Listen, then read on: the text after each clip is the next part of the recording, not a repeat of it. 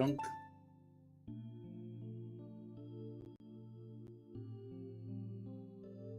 Okay, I think that's everything. So I have start, load, which I can't do because I've never played.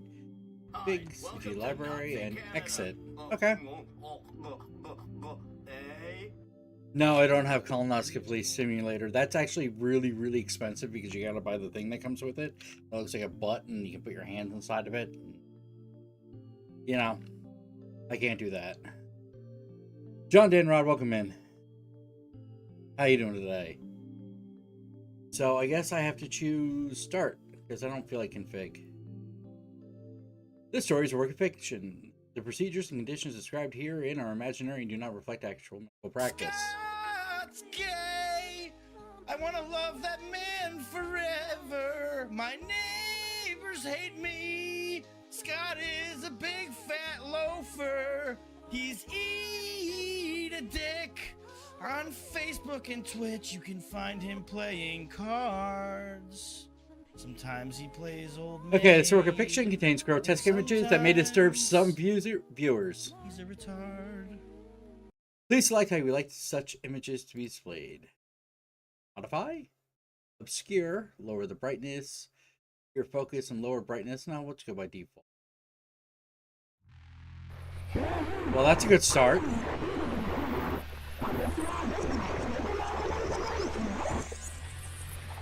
Is that a two ass cheeks and maybe this is colonoscopy simulator? Holy shit! You might have gotten this right, Uncle Dad.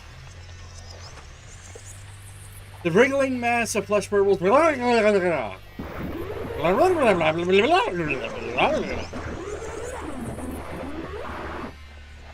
That's definitely an ass and a testicle.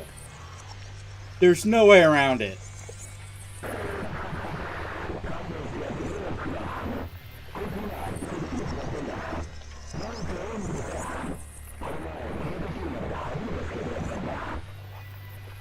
Three such creatures sit around the table in front of me, slurping filthy sludge from their cups as they trade whines, growls, and sounds that I cannot describe.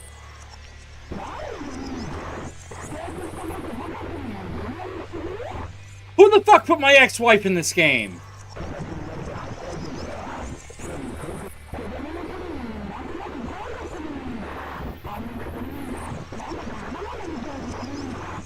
By listening carefully, I am able to grasp the gist of their conversation, and I respond when it's required of me. And this is necessity to avoid arousing their suspicion. The only reason why I stayed with her so long. However, these creatures they are my friends, apparently. I wish that I could deny it, but I gave up on that a long time ago. Not after not morning to the same twisted hellscape the day before. Really? What the fuck? Okay, that's better. I know that I have to blend in. It's been my life these past 3 months, and so it will remain until the day I die. Sounds like me at work.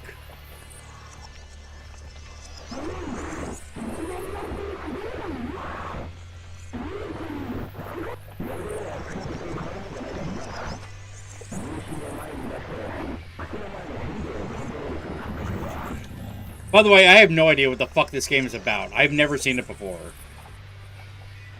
And I've never heard of it. I just picked it at random. Judging by its tone, this one must be Koji. The one next to him squealing more than the others is probably Omi. Omi's a girl's name, that makes sense. Which means that the one next to me is you. Though I can no longer see any trace of her once attractive features. I tried my best to ignore the rotten stench of excrement that issues from her quivering flesh. There's the asshole in the testicle again.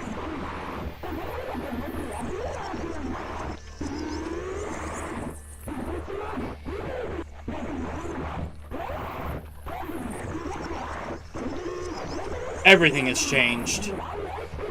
Or almost everything. By some cruel trick of fate, my relationship to the world alone remains the same. I said get off my lawn now. Welcome to Scarlet Vale! And Prongles. As if an insane architect took the blueprints of my life and rebuilt it out of blood and gore. These monsters and I were part of the same college club. We studied together, ate together. We even went skiing together every winter break. Now these are but painful memories of days that will never return. If only no one recognized me, I might have been able to disconnect myself from the world. It would have been comforting, in comparison, to believe that I had been abducted by aliens or that I had stumbled through the gateway of hell. But no, this is beyond a doubt the city where I was born and raised, the society that I was part of for 20 years. Save that I, and I alone, can no longer see it that way. This is such fucked! The world I knew it is gone. I have no place to call home.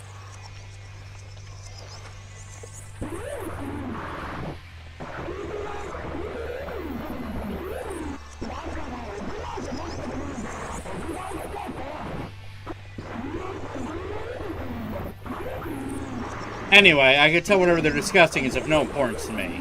I decide to keep quiet while pretending to listen. But just then... Hey, Funamori! One of the flesh beasts says as it swivels its bloodshot eyes towards me. What do you think? About what? I try desperately to suppress my loathing and behave normally, but my hoarse voice ruins the attempt. We're talking about this year's ski trip. You're coming too, right? A slimy hole near the top of the creature writhes nauseatingly as it vomits some semblance of words. That must be Koji's face, or what I would have seen as such 3 months ago. Unable to stomach the sight of it, I avert my eyes. I give a neutral answer. I don't know. You have other plans? Not really.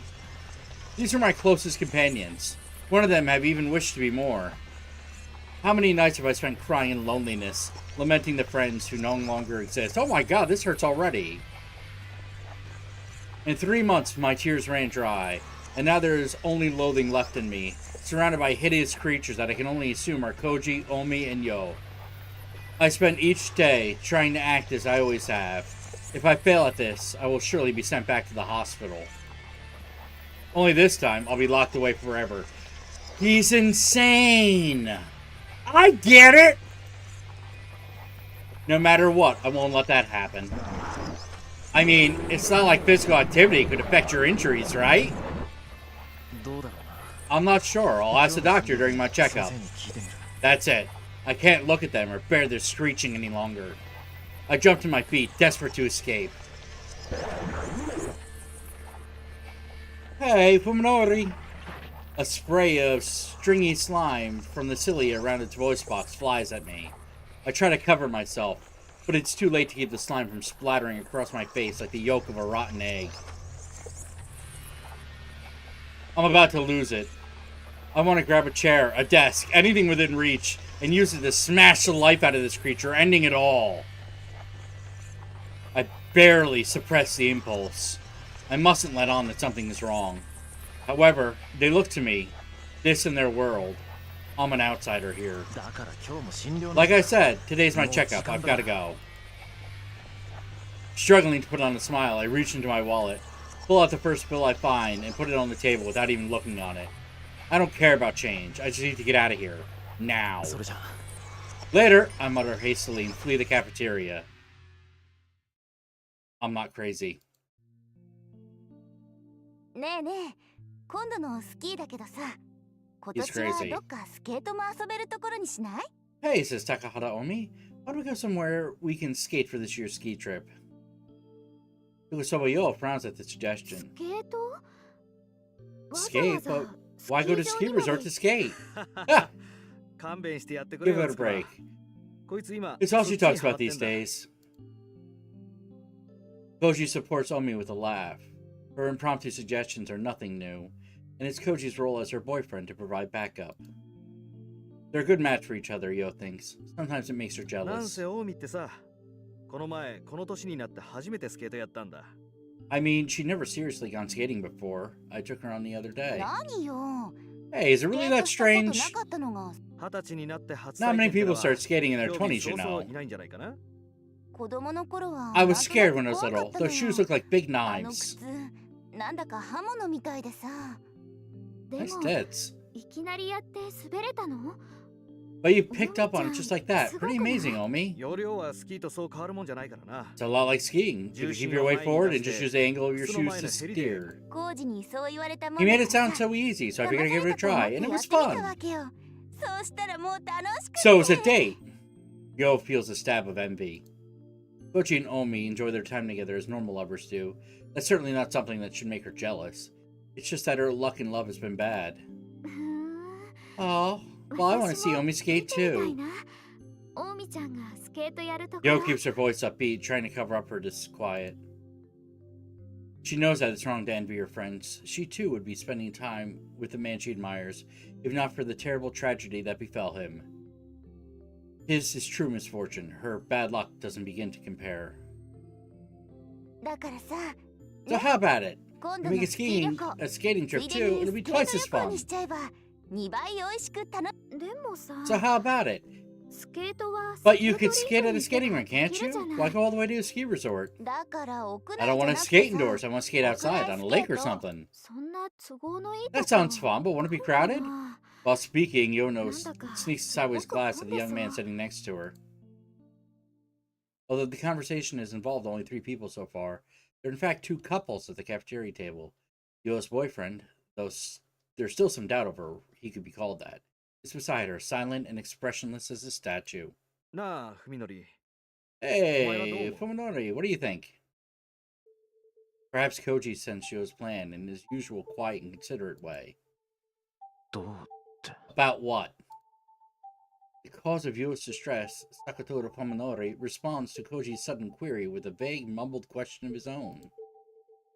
いや、だからさ、 We're talking about this one year 今年の ski 冬の trip. スキ You're ーだよ。 coming too, right? お前も Koji 行くよな。 speaks gingerly about probing a tumor. A few months ago, he would have not hesitated to rebuke Fuminori in his attitude. For their long acquaintance, he had forged a strong and honest friendship. But now? わからない。 I don't know, he responds bluntly, his downcast eyes and sullen demeanor making it clear that he has no desire to break his silence. 何か他の予定でもあるのか。 You have plans? いや、別に。 Not really. Even Koji, Fuminori's best friend, cannot communicate with him as he had before. What hope does Yo have of breaking through his shell? The scars left by the events of the late summer day are still deep all these 3 months later. Each of the 4 bears them, not only Fuminori. なあ、別に運動するのが傷に Now, we 触ると read か this before, そういう but it わけ was で a もない。 lot different sounding. どうだろうな。今日の診療で And 先 so 生に that 聞い answer てみる。 drained the last of his patience. Fuminori bolts out of his おい chair.、文則。 Hey, Fuminori. Even Koji can't keep his voice from raising as he tries to stop him from leaving. Fuminori reacts swiftly, throwing his hand over his face as though to shield himself from something terrifying. Maybe some spit flew inadvertently from Koji's mouth. That happens sometimes. Fuminori's reaction is beyond the pale. だから今日も診療 Like なんだ I said, making no もう時間 attempt だ to から。 relieve this comfort of his friends. Today is my checkup, I have to go. Even as he tosses money on the table to pay for his coffee, he acts like he's touching something filthy. それじゃ Later. Fuminori stalks out of the cafeteria, almost as if he's running away. Cloaked in heavy silence, the remaining 3 lower their gaze to the table, where the abandoned 10,000 yen bill sways forlornly. Fuminori's coffee is untouched. やってられないわねもう I can't take this anymore, Omi says with a sigh, but Koji shakes his head reproachfully.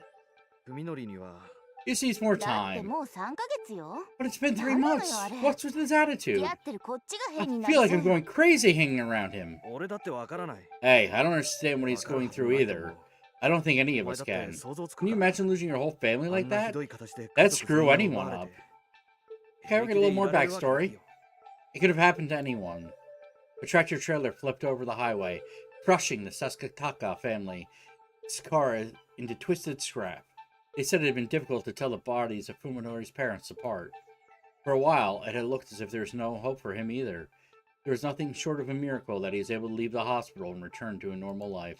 見舞いに行った時なんてもっとひどかったじゃないか。 It was worse when we went to see him in the hospital, 誰が remember? 誰かもわからずに He was terrified of us, like he didn't know who we ベッ were. ドに縛り付けられて He even had to be tied to the bed. He freaked out so Oh. bad. よくあ I'm そ just こ glad ま he で made 生き it 残って this くれたと far. 思う。それにしたって変よ、咲坂くん。 There's still something 私た strange ちの about こと him. 見る目つ What's き。 with the way he あれ looks 何 at なの？ us? It's like we're not even まるで human. よせ、オミ。 Cut it out, Omi. He says forcefully, probably less out of empathy for his friend than out of consideration for Yo. While Koji's kindness makes her happy, Yo also knows that she mustn't take advantage of it. Fuminori is a victim, just as Koji said. He's the one that deserves the sympathy. Her feelings for him are her problem, and no one else's. She doesn't blame Fuminori for not giving her an answer after she worked up the courage to ask him out. In fact, she thinks even more fondly of him for taking some time to consider than she would have if she treated the relationship casually. Aww. Apparently, the fact that Fuminori did not reject her was enough to make them a couple in Koji and Omi's eyes. They've had plenty of fun at Yo and Fuminori's expense since. The truth of it, though, is that he still hasn't given her an answer. After revealing her feelings to him, Yo didn't see Fuminori again until a week later. Then she could only stare at his broken body through the window of the ICU. And when he's finally released after 50 days that had seemed like an eternity, he was somehow different. He's starting to doubt that he even remembers what she confessed to him before the accident. Now winter is coming, her feelings hang forgotten in the cold, lonely air. Aww. So sad.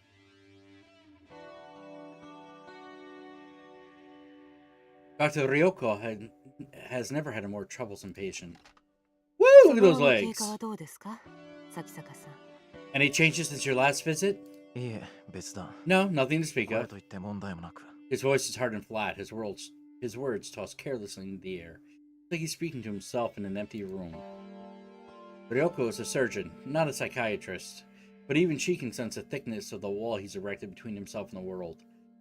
Sense the thickness in them 吐 thighs. き気やめまい、 Any nausea, 幻聴や dizziness, or 幻覚といった体験 hallucinations? は？いえ、何も。 No. That's a lie! You're hallucinating right now, aren't you? While Sasuke appears to be looking at Ryoko, his gaze is actually aimed a fraction down and to the side. He's only superficially engaged in the conversation, when in truth it does not interest him in the slightest. Perfect rejection. Realizing that she can't interview him like this, Ryoko sighs and sets her chart aside. 咲坂さん。あなた The が procedure 当院 you で受け received た at the 処置は hospital was the latest in 脳神経医学 experimental の分野では neurosurgery. 世界的に We 最 explained 先 this 端の before, 治療 didn't で we? した。そのことは Treatment ご of 存知です subdural よね。 hematoma through the sense of micro machines, a procedure available in Japan exclusively here at T University, had been the only way to save Fuminori from cerebral contusion that would have been fatal. 最先端であるということは、 With any まだまだ experimental データ treatment, の出 there's 揃 always って a い risk of ない。 unexpected そうでしょ complications. うね。 Of course. Sasuke Fuminori's lips twist slightly at what may be a bitter or mocking smile, but it's gone before Ryoko can discern its meaning. 普通、このことを Normally, I would 言 never って say 脅 anything か to すの frighten は a 施術 patient. 後に重 But 大 there な have been 脳障害を reports 起 of こした serious ケースが報告 neurological されているん disorders です。 post-surgery. We must 予 continue 後 to の経過 monitor には your condition 十分に carefully. 注意しなければなりま Hence せ these ん。 weekly checkups. If you would only take them a little more seriously. 先週の MRI はどうでした？ How was last week's MRI? He asked abruptly, as if to catch her off guard. We know what an MRI is. Surprised by his uncommon technical knowledge, Ryoko recalls his そうい profile. えばあなた Oh, は that's right, you're a medical student, aren't you? 先生が心配しているよう The な kind 脳 of 機能不全 abnormality は you're worried 画 about 像診断だ would け show でも up 十 on the 分にわか MRI, るは right? ずです Did よ you ね。 find い anything? いえ、 No. There was nothing, not the slightest hint of abnormal activity. For a procedure with such low success rates, the results have been nothing short of miraculous. However, something still bothers Ryoko. She can't shake the feeling that he's hiding something beneath this guarded exterior. Some terrible weight on his soul, perhaps. But if it's an inorganic problem, then there's nothing she can do as long as he refuses to explain it. 大丈夫ですよ、先生。現に僕は I'm 今こ fine. うして病院の I've 外 been で on も my 何 own 不 for 自 3由な months く without 生 any 活しています。 problems. What could go wrong 問題なん now? てないでしょ。ねえ、咲坂さん。 Please, こう you いっ know た the 難しい continued 手術 observation は of my inner 予後不断 thighs の is 原則なん required です。 after difficult もう surgeries. 少し You have to 私た trust ちを us a 信 little 用してもらえ more. ませんと。そうですよね。 I suppose you're right. I do want to 僕だっ trust you, て先生 Doctor. 方を信用したい。 Can I come to you with anything? ええ、もちろん。 Yes, of course, she answers, smiling to cover up her irritation. Sakasaka asked exactly the same question during last week's video. じゃあ、 Well 先 then, 週の let's pick 話の off where 続 we きなん left ですが off. Have you learned anything about Dr. Ogai? あれから大 Ogai? 貝教授については何か分かりましたか？ Unable to answer, Ryoko hardens the mask of her smile. As before, the patient is inquiring about someone he has no business of knowing. 大貝教授のことは If you don't mind asking, what does Dr. あな Ogai た have の to 治 do 療 with と your は treatment? 何の関係もないでしょ。信頼しろ You と just told me to 言ったやつ trust you. Now you're いき keeping なり隠し secrets? 事ですか Ryoko is used to patients treating her with hostility. Some degree of paranoia is natural when you're dealing with a person whose mistakes could kill you.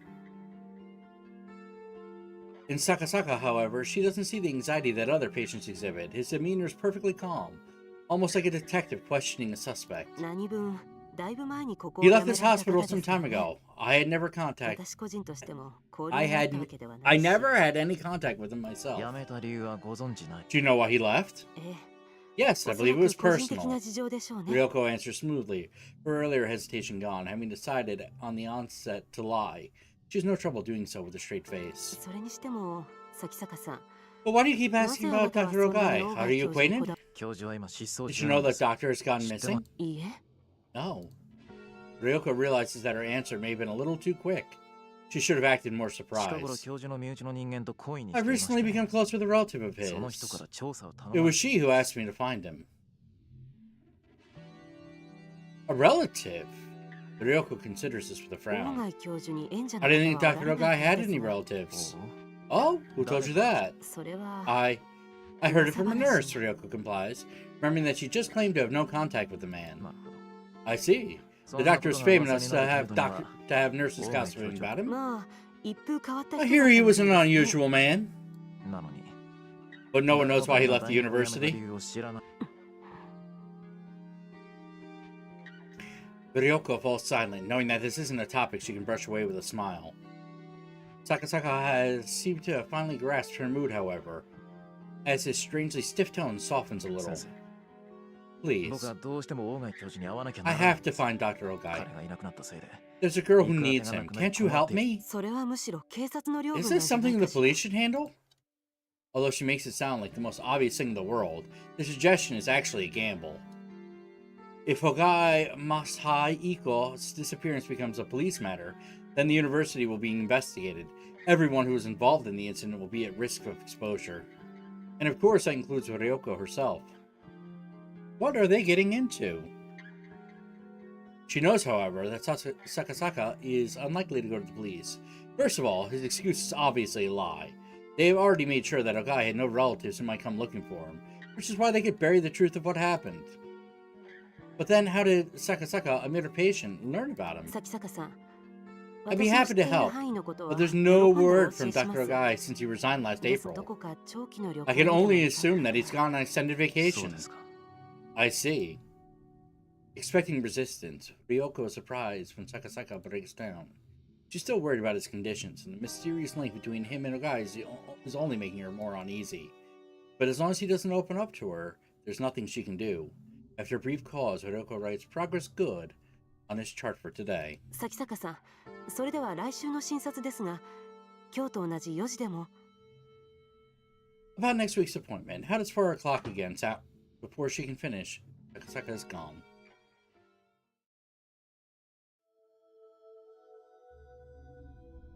It looks like someone sprayed the walls with pig guts from ceiling to floor.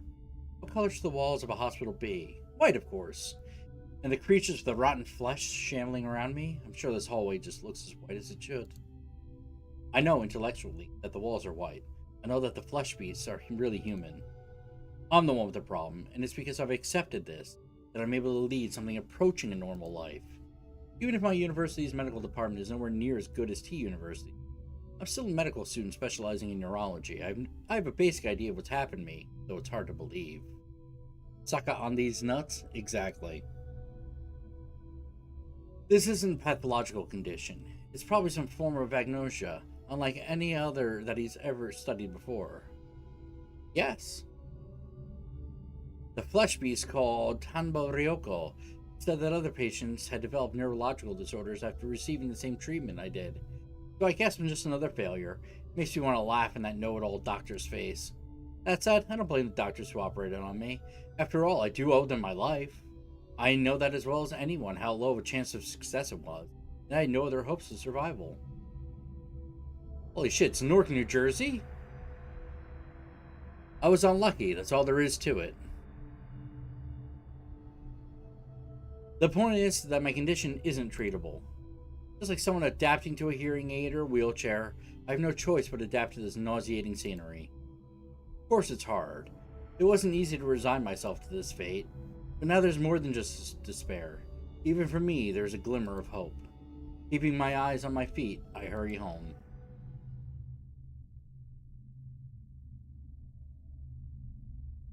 I live in a quiet suburban neighborhood in a house that's much too large for me. My parents, even unluckier than I was, died in the accident 3 years ago. I couldn't even go to the funeral for being in intensive care. I had to sell my father's business, but at least that left me with a house and enough money to live in it for. Of course I'm sad, but the accident took more from me than my parents. In fact, being my own has probably saved me. If they were still alive, my parents would never have allowed me to live with some strange girl. おかえり。 Who's the strange girl? As I open the door, a bright voice greets me from the kitchen. A voice as beautiful and clear as a bell. Human. Its sweet sound washes the day's cacophony from my memory. ただいまさや。 I'm home, Saya. Even the patter of feet coming down the hallway is just music to my ears. Nowhere else in this city can I hear such footsteps. Only in this house, with Saya. I'm so privileged. 遅かったね。 You're late. ちょっと I was a little 心配 worried. しちゃった。ごめんよ。 Sorry, I had to 今日 stop by the は病院に hospital 行っていく日 today. だったから。 If she looks normal, what is she? Is this like a Shallow Hal kind of deal? あー、そうだっけ。 Oh, was that today? In her smile, the inquisitive tilt of her head is everything that I have lost.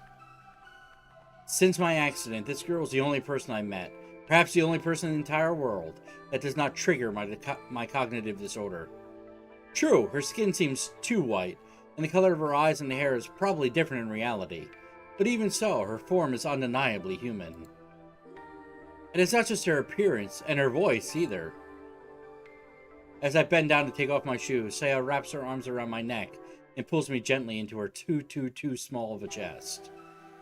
Her skin feels truly human, not cold or slimy, and from her hair wafts a sweet feminine fragrance. In all the world, only Saya is pleasing to my 5 senses. So he also has dysognia? It's a little weird.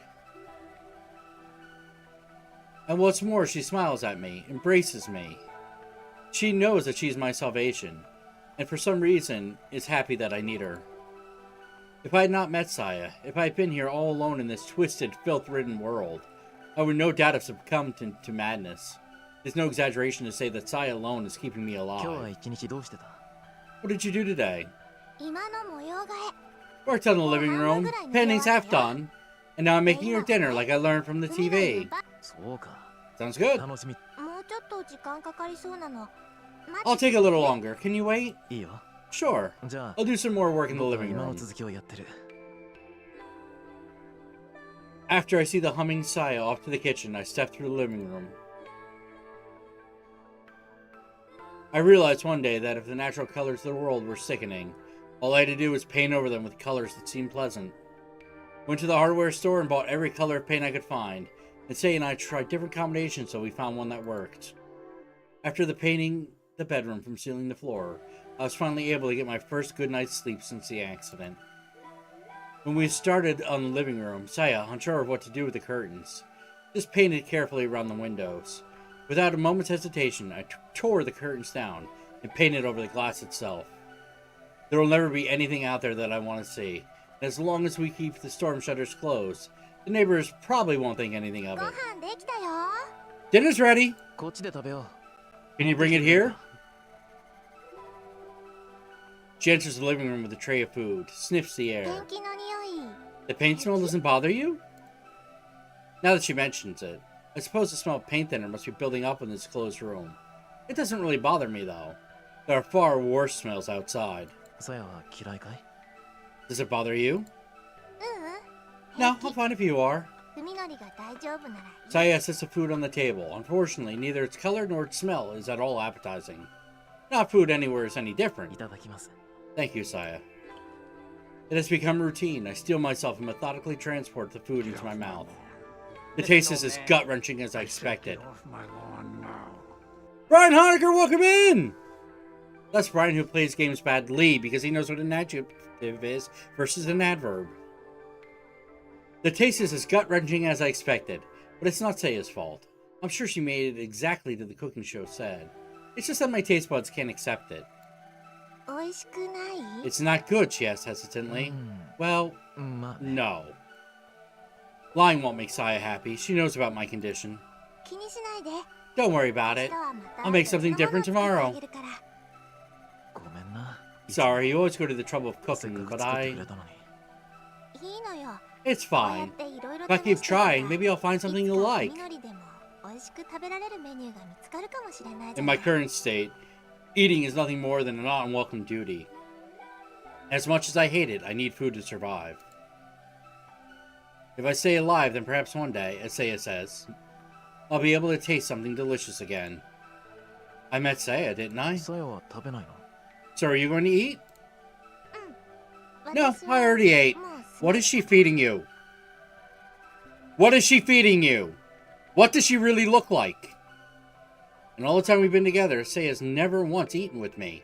I don't know why she refuses to do so. It makes me a little sad. Still, I'm not about to push the issue, which is not putting up with all the problems I have. そういえば By the 今 way, 日もう一度 I asked about your 病院で君のお father 父さんの again. こと聞いてみたパパの You did? Dr. Ogai Masahiko is Seiya's father and her only living relative. Sai has asked me to unravel the mystery of his やっ disappearance. ぱり何も教えてくれない They still wouldn't tell me 何か anything. 隠している雰囲気な I get the feeling they're hiding something. そう Oh. I expected Saya to be a little bit more disappointed. 心配じゃないのかい You haven't given up, have you? ううん No, Saya responds with unreadable expression. It's not like that. She gives a little shake of her head and smiles at me once again. ありがとう海のり Thank you for all you're doing for me. 君はそれ以上のことを It's nothing compared to what 僕 you've の done た for めにして me. くれるんだ I thank her for the meal and set my chopsticks down next to the perfectly clean plate. As wretched as the taste was, thinking of the care that Saya put into it gave me the strength to finish every bite. じゃあお風呂にする Is it bath time? まあ Yeah. Will you ま wash た my back 背 again? 中流してくれるか Sure! What does she really look like? Ever since Saya moved in, it's been like having my own wife. I need to know more about her. Now. Saya? Why are you so good to me? Is this truly what you want? What I am? That you can give yourself to me, body and soul? Is this merely sympathy? Do you pity me, the exile from society? Is that enough for you to surrender yourself to such mad desire? Are you so wanton? Seiya is here. She is with me, now. Only in this moment is her existence certain. Only when I'm joined with her can I believe. No matter what cruel fate might await me, Seiya, there's nothing I fear more than losing you. 海のり Funamori, are you crying? I realize that my cheeks are wet with どう tears. してなんださや Why, Seiya? Why do you go so far from して me? くれる海のりわからないんだ I don't understand it. I わから don't. ないのに I'm 僕ら losing myself to you more every day. I can't live without you, Saya. I wrap my arms tighter around her, praying our bodies will melt together and never again be 教 apart. えてくれ Tell me, please, what must I do to keep you with me? How could I repay you? どこうやって Keep holding me, she whispers into my chest. 海のりに抱いても I らう want の to stay like this 大 forever. 好きだから私は I won't leave you, 海のり Fuminori. から離れたりし She looks like she's 8. This is like creepy on 7 different levels. なぜ Why? な Why ぜ me? 僕なんだそれはね Because you're all alone, she says softly, gazing up into my eyes. だからそれは All alone, just like me. 一人ぼっちだったから I said get off my lawn now. Dude, Ken, this is so fucked. She looks like she's 8, but she can't look like that. Because everything he sees looks like a fucking Lovecraftian horror show. And she looks normal, so what does she really look like? Is this like a Shallow Hal kind of deal? And additionally, she sounds normal, so what's she normally... Is she a tortoise? I don't know what the fuck is going on. The sorrow in her voice resonates with my own. There's a deep loneliness in her eyes, a loneliness from which now springs boundless affection. だからさやにも You're all I have しかいないの。この世でただ一人だけ in the whole wide world. 私を Only 抱きし you めてくれ will る embrace me, my precious Fuminori. Yeah, I wonder why! The fuck? She says she's the doctor's daughter, but the doctor has no living family, which means she's dead. He's fucking a corpse of a little girl. Maybe. Now I know. No matter what horrors this world unleashes behind me, all I'll ever need is Saya.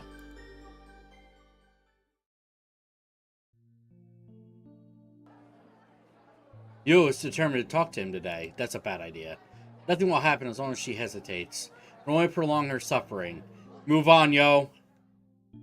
The time has come to show courage once again. She does have sweet tits, though. Much better than that little girl. Yo's fourth period is on Tuesday.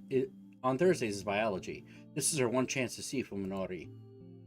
As a required course with many students, the lecture is held in a large hall that can seat well over 200, but since the room is usually only half full, it's rarely difficult for Yo to find the seat she wants. Yo prefers to sit near the center where it's easiest to hear the professors. Most of the students congregate in this area for the same reason. Fuminori usually sits beside her, although given his ambiguous state of their relationship, she knows better than to take this for granted. Still, she tries to save a seat whenever possible. The classroom isn't crowded today, so Yo is able to set her bag on the seat next to her without inconveniencing anyone. But when the professor arrives at the usual time to start class, there's still no sign of Fuminori. After waiting for about 10 minutes, Yo scans the room fervently. Fuminori is there, sitting alone in the far back Listen, corner. old man. I said get off Did he my miss Yo when he lawn came now. in? No, he couldn't have. Her tits are massive. And besides, no serious student would willingly sit so far away from the front. Feeling miserable, Yo slides her bag over to herself. Ken, thank you for the double. Fuminori is out the door in moments the moment class ends. Yo barely manages to catch up to him before he disappears down the hallway. 咲坂さん Fuminori! Fuminori jerks at the sound of his name. You would think she just screamed at him. 何か What? He turns around and asks reluctantly. Now that they are face to face, she was painfully aware of how much weight Fuminori has lost. His sunken eyes and protruding cheekbones are a far cry from the features familiar to her. She wonders whether he's under a lot of stress, perhaps not getting enough nutrition. Maybe it's both. He definitely looks more tense than he should, afraid even though of what she can't imagine. His eyes move restlessly from point to point, and he refuses to look Yo in the eye. It hurts to see him this way. What could have changed him so? Today, she reminds herself, rekindling the flame of courage in her あ heart. の I want to お talk to you about 話が something. あるんです You have some time? ちょっといいですか The courtyard is empty and silent. No one is willing to sit and chat in the cold November air. 話って何 So what is it? Don't you remember? Yo blurts the question, but manages to keep her composure. 咲坂さん You've been acting strange for it lately. ちょっと I'm 様 worried 子が about 変 you. です My tits have even started to sag. そうかもね Well, a lot Nah. happened. あんな目にあ He った smiles 後だ like it's から nothing, even though it seems forced. He's even standing precisely one pace further away from her than he used to.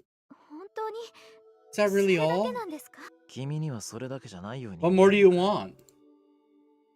Yo manages to keep from flinching at the harshness of his tone. 何か It's like you're struggling with 我 something, 慢 and it's して not る lifting み my たいに tits to your mouth. Rather than answer, Fuminori grinds his toe into the dead grass at his feet.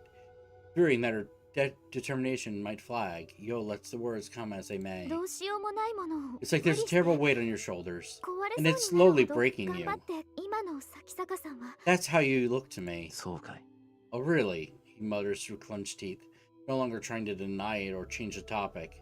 This is even clearer signal of rejection than prior evasiveness.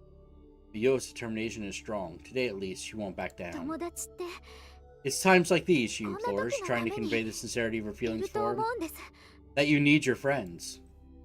ご家 Especially 族 friends with massive tits. 本当に I feel really bad about your parents. But you're not alone. You have Koji and Omi, and you have me. This is how he sees, by the way. This is how he sees her. This is what she looks like to him. Yo can no longer stop the words from pouring from her lips. She fears that if she does not unleash her feelings now, they will be lost forever. So, look, here's the asshole. There's, you got two cheeks. You got the asshole. And this is Ken's one testicle. This is a painting of Ken squatting over a camera. In case anybody wants to know. I think we can help you, so you don't have to deal with it all by yourself. Even if we can't do anything, just talking to us might make you feel better. I want to help you. We all do. So please, tell me. Stop it! Fuminori shouts, silencing Yo's entry. She promised herself that she wouldn't back down, but Fuminori's expression is terrible enough to shatter her resolve. The look in his eyes is not anger or any other warm-blooded emotion. It is hate. Murderously cold hate. Come to think of it, I never gave you an answer, did I? He remembers. He remembers, and he still treated her so coldly. That is all the answer she needs. If his words stab any deeper, she might very well die. I never saw you in any special way before. When you asked me out, I wasn't sure how to respond. I didn't know how I really felt about you then. Fuminori. But now I can give you an answer. I've had plenty of time to think it over, you know? I hate you, Tsukuba. I don't even want to look at you. Don't cry, Yo tells herself. But it's too late to stop the tears from pouring from her eyes. I suppose it's too much to hope I'd never see you again. We do go to the same school. So just make this the last time you speak to me, okay? Your voice makes me sick. How can you be so cruel? Yo whispers in shock and despair. To which Fuminori twists his lips into a malevolent smile. You should really try thinking for yourself once in a while. I bet it was Koji Nomi's idea, wasn't it? Is it? I've never played it. I've never even heard of it before today. Today is the first time I've even heard of this game. Welcome in, by the way. Well, you can play at love all you want, but leave me out of it. So, obviously we're at the very, very beginning as far as I can tell. I don't know who that fucking girl is, but if she looks like that and sounds like that and says that she's the daughter of a dude that has no living relatives, my guess is she's either a corpse or it's like a Shallow Hal kind of deal. That's all Yo can take. Even after shedding tears in front of him, she absolutely refuses to let him hear her cry. Any disgrace would be preferable to breaking down here. So she runs, fleeing breathlessly from the courtyard with Fuminori's cold smile at her back. Why isn't he just honest? Well, he kind of was honest. Yeah, I get it. Omi was the first to catch sight of Yo and Fuminori leaving from the courtyard. Reluctant to interrupt them, but still unwilling to leave them alone, he and Koji ended up watching the whole thing from the shadows. That asshole! Throughout the exchange, Omi was clearly itching to jump out and punch Fuminori in the face. Knowing her temper, Koji kept a firm hold of her arm until the end. If he hadn't, she might have well done it. Fuminori leaves after Yo, every step seeming to take an act of willpower. Koji sighs heavily into the once more empty courtyard, but the bitter taste in his mouth will not go away. What's wrong with him? Even Koji cannot forgive his treatment of Yo. However, the first thing he feels is confusion, not anger. Koji has known Fuminori since long before college. Fuminori was never this cruel before. There is no question now that the accident has changed him. Are you just gonna let this go? I don't want to, but what can we do? Something besides watch, Omi shouts, her face red with fury. I'll be satisfied until I give him a piece of my mind. That won't make the Tsukuba feel any better.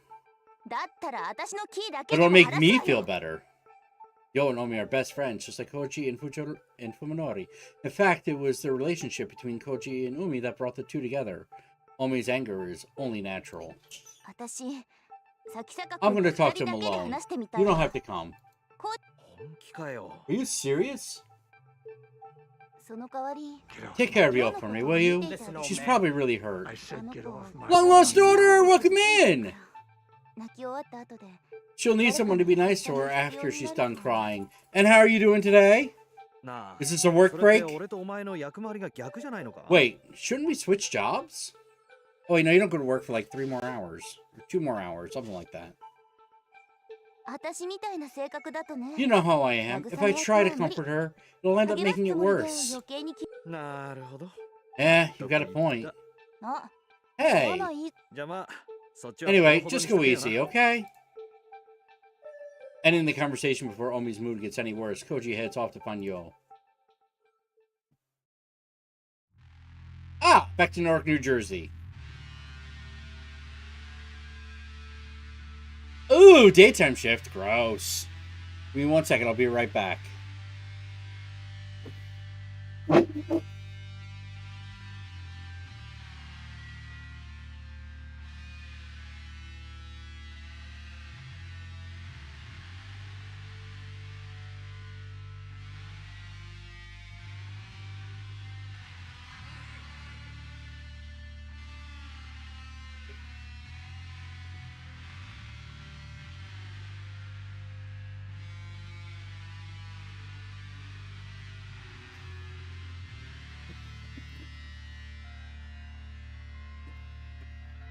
Sorry for all the noise.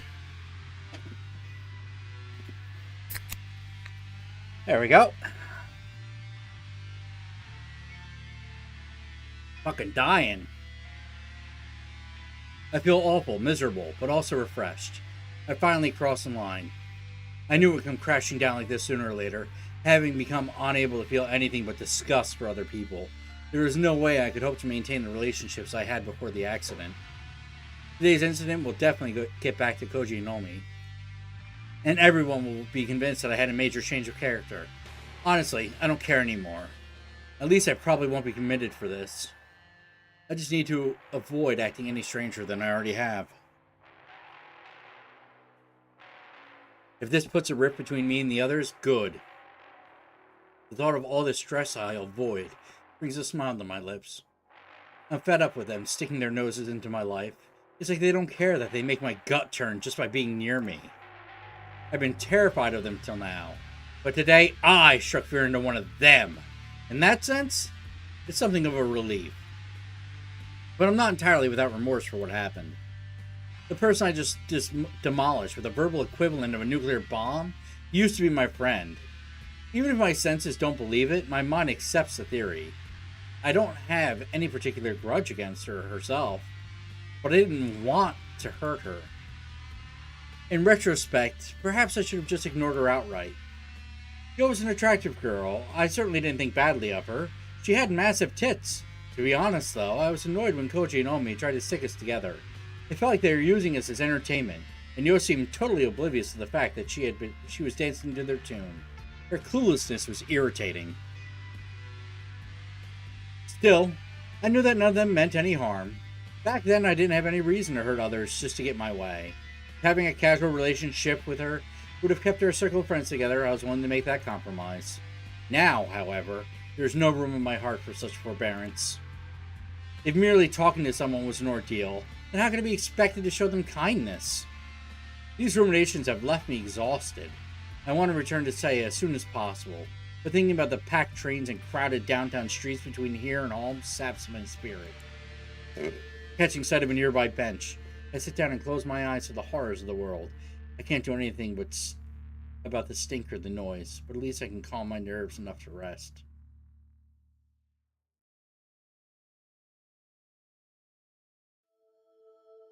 When I regained consciousness in the T University hospital ward, the world was dark as it is now.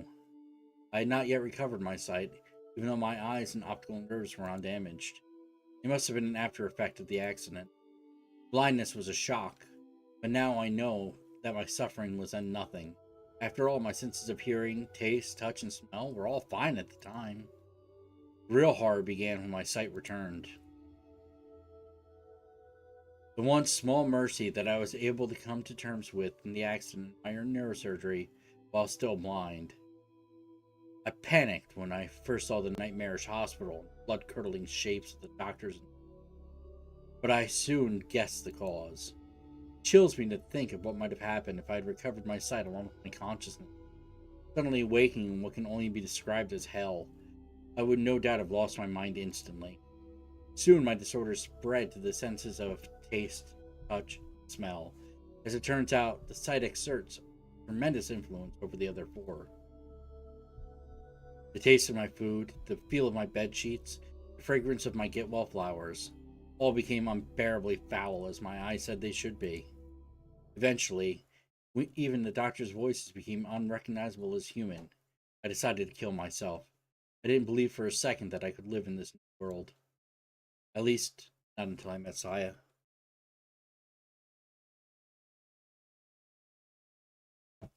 One night, while thinking of a painless way to die, I found myself succumbing to sleep.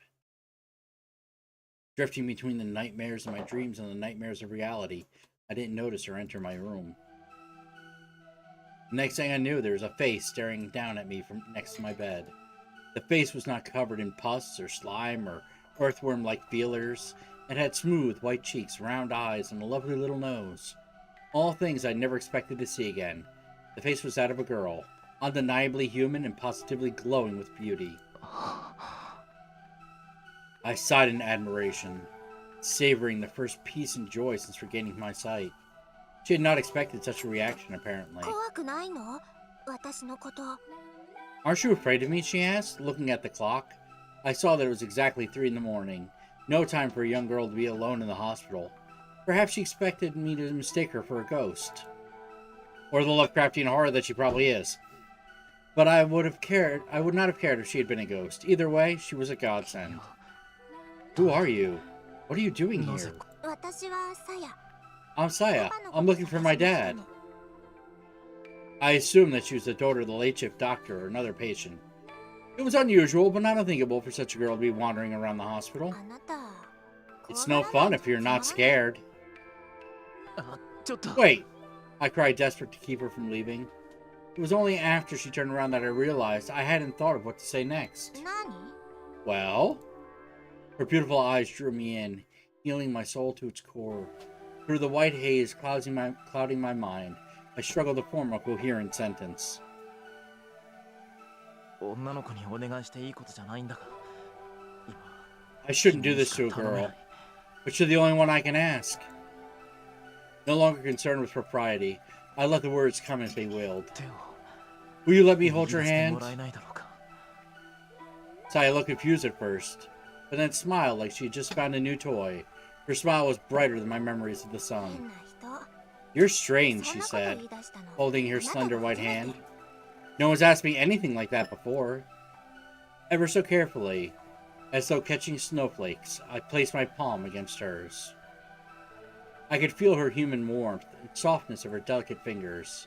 She was there, just beyond the palm of my hand.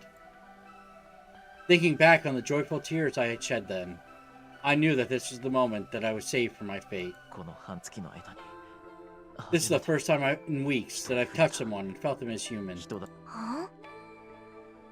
他の人じゃ I ダメ can't touch anyone else. 僕 When I was 事 in 故 an で accident, as a side その effect of the 後遺症 surgery, らしいんだけど I can't see people as human anymore. うーん。 How mysterious. あなたって面白 You're い。 interesting, she said, winding her fingers gently around mine. また来ていい？ Can I come back tomorrow night? あ Yes, of それはもう course. But are you sure it's okay? 大丈夫よ。 Don't worry, she 夜は replied. 私の The もの night だ。 belongs to me. She is a demon.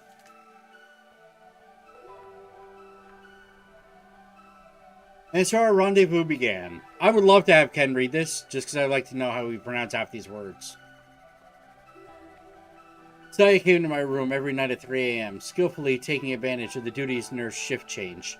Just so you know I am not fucking good at reading. But Ken is just that much worse, it would make me feel better about being as horrible as I am.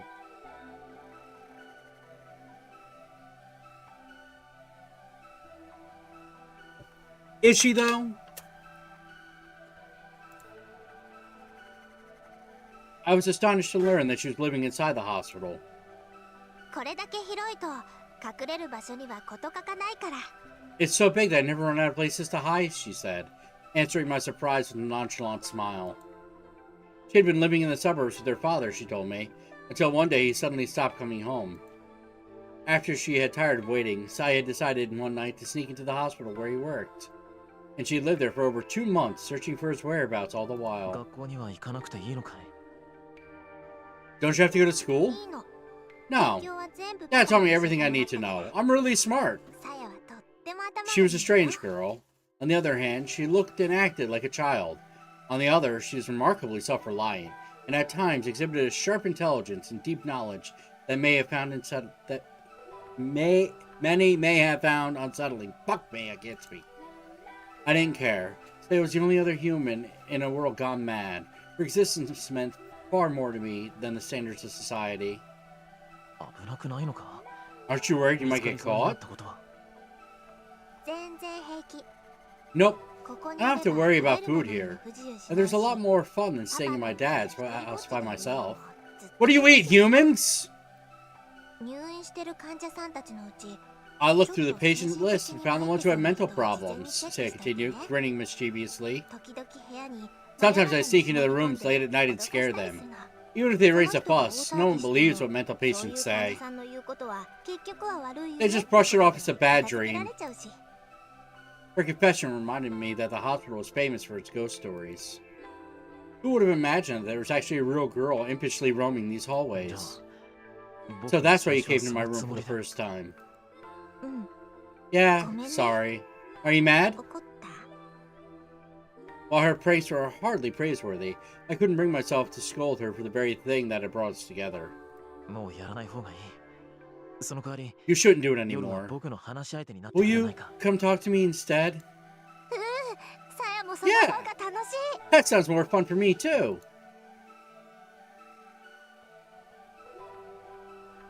With extreme care, I was able to conceal my sensory disorder. It was glaringly obvious that the doctors had no way to cure me, and the fact that I had undergone a still experimental procedure made me even more cautious. As a medical student, it was easy for me to imagine how the doctors would react if they discovered that I was exhibiting such unusual side effects. I was not about to become a guinea pig, a mere specimen to be examined with clinical detachment. And so I hid my discomfort and loathing behind the mask of normalcy, convincing the doctors that any signs of stress were merely the result of hospitalization. Saya was my support. Looking forward to her nightly visits gave me the strength to endure my daily torture. Hope can make an enormous difference in a patient's progress. Alright, more bullshit.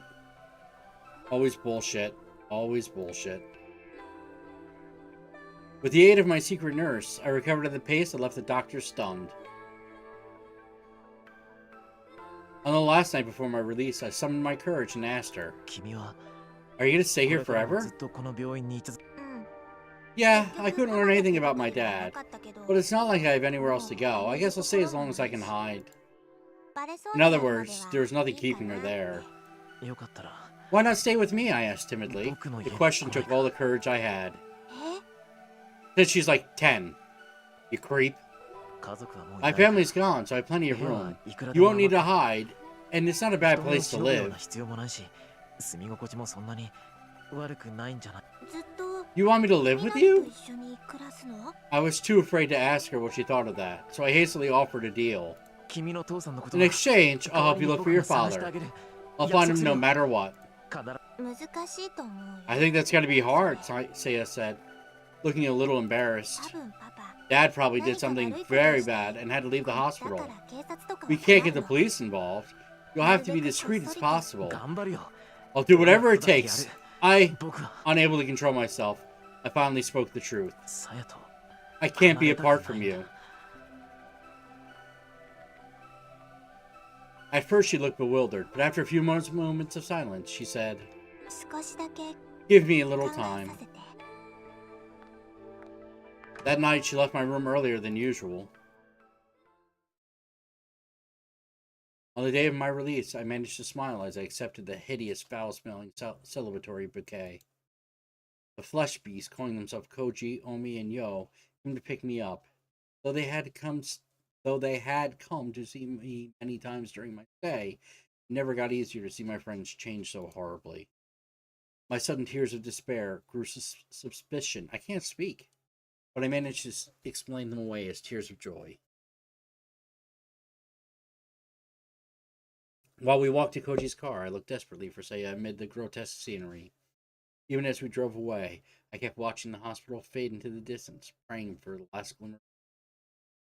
But Saya never appeared. After Koji and the others dropped me off, I paused a while to regard my surroundings. I lived my entire life on this block, in this house. There's no other place that I could call home. But nothing was as I remembered. I walked up the path to the front door, and took the yard where I had spent my childhood. I could feel those memories being defiled by the twisted, festering shapes around me. Inside the house, I found nothing familiar, nothing to offer me more comfort and warmth. What I had once called home was now a whole nother world. 僕にはも I have no home, I whispered with a smile of self-pity. There was one last stop to make, one last nail to hammer into my coffin.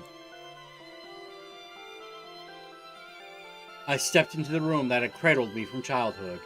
The walls were papered with human entrails, a bed of tangled mass of worm flesh. But none of that mattered. There, curled up on the bed like an abandoned cat, was Saya. As I stood there in shock, she looked up at me and a tiny, weak voice said, 本当に "Can I really ここにい stay?" てもいい？ I responded by sweeping her into my arms, embracing her so tightly that she could not escape. Saya did not resist. Oh good, so you're not raping the 9-year-old demon monster. When she arrives at the Sakisaka home, Omi first takes a deep breath to calm herself. Her anger does not vanish entirely, of course, but at least now she can hear herself think. While waiting for a response from the intercom, she looks over the patch of yard that you can see over the gate. Even Omi isn't normally one to complain about other people's housekeeping, but this is going too far. Grass is going wild, and there are piles of dead leaves scattered everywhere. It doesn't just look untended, it looks uninhabited ruin. It's still light out, but every window has its storm shutters tightly sealed. Omi guesses that they've been closed since morning. What kind of life is Fuminori leading? Even if he is living alone, he can't neglect his housework forever. And it's just her imagination? Does something stink like rotten meat? It couldn't be coming from the yard, could it? There's still no response, so she presses the buzzer a second time, and a third, and a fourth. Finally, after this has gone on for over 10 minutes, Omi loses her patience and opens the cover to the intercom. As she expected, the power has been disconnected. Perhaps Fuminori has good reason for shutting out the world, but Omi can only see it as a lack of respect for others. Given the state of his intercom, she doubts Fuminori will respond to a knock, so Omi decides to just open the door and go in shouting. And if the door is unlocked, she'll just have to... Surprisingly, the doorknob turns easily in her hand, and enraged Omi finds herself throwing the door open wider than she intended.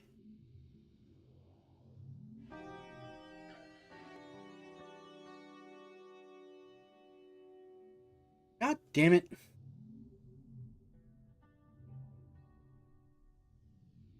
What the fuck was that all about? More bullshit. I'm sick of bullshit.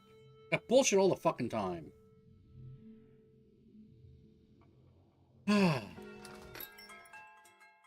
Her nostrils are instantly assaulted by a choking stench. え？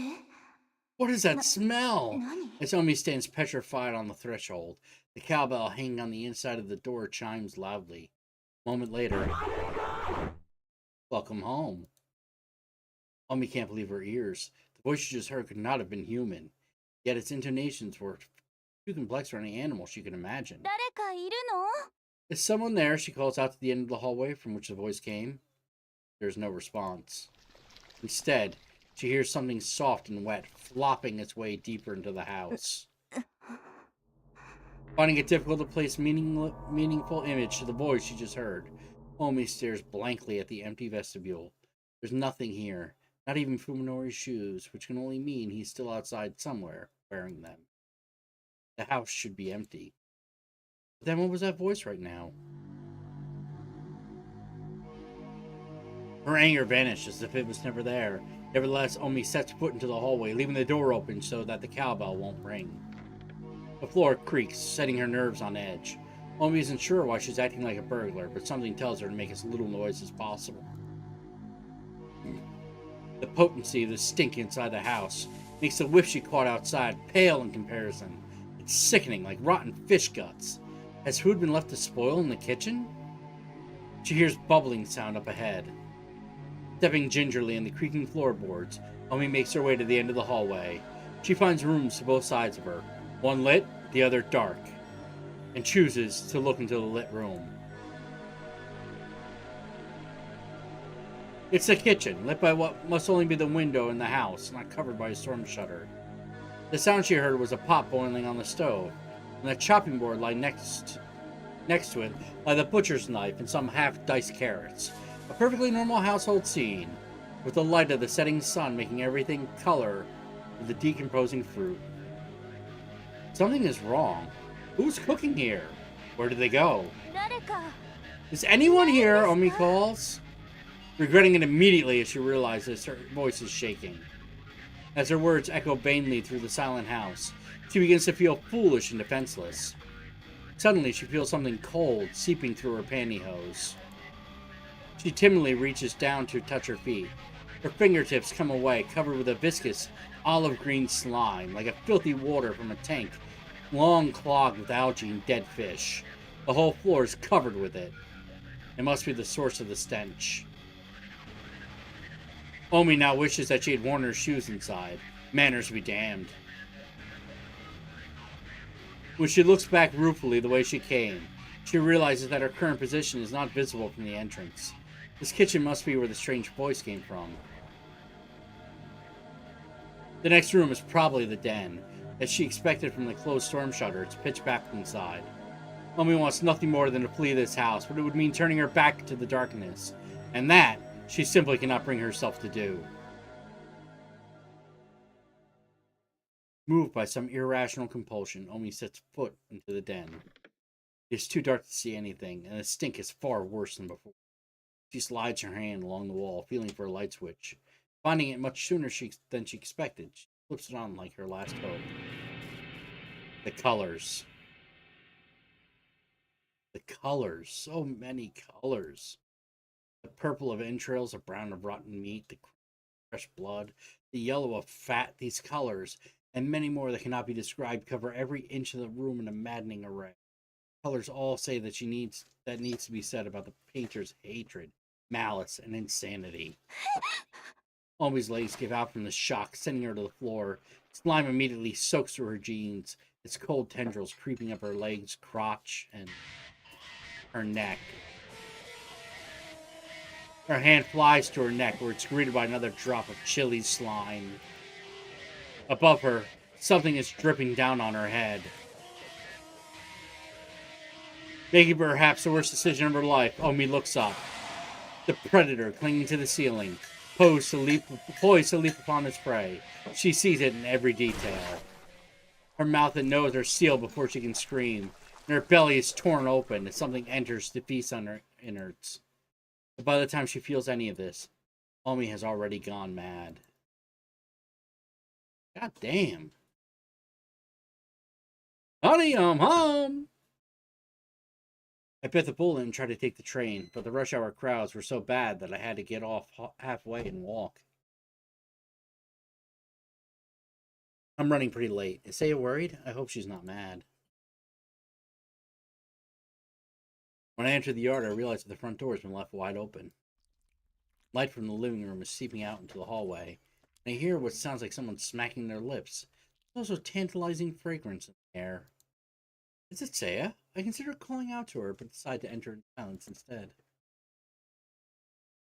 Something smells strange, though not unpleasant. The aroma is quite soothing, in fact.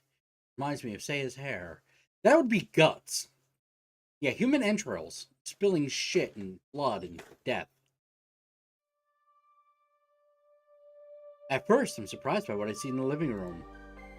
The floor is covered in what looks to be some kind of grass, probably the source of the herb-like smell. And there's a fruit or vegetable, like balls of varying sizes, scattered everywhere. Yeah, that would be blood and guts. さや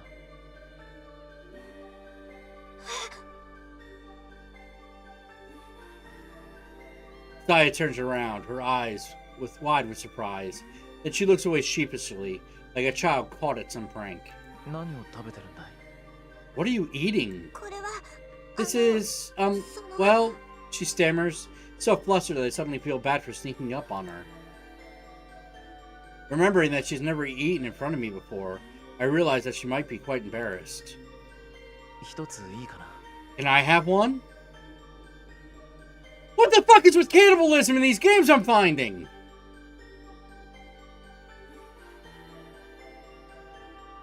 I scoop up the closest fruit thing and pop it into my mouth, ignoring Saya's attempt to wave me off.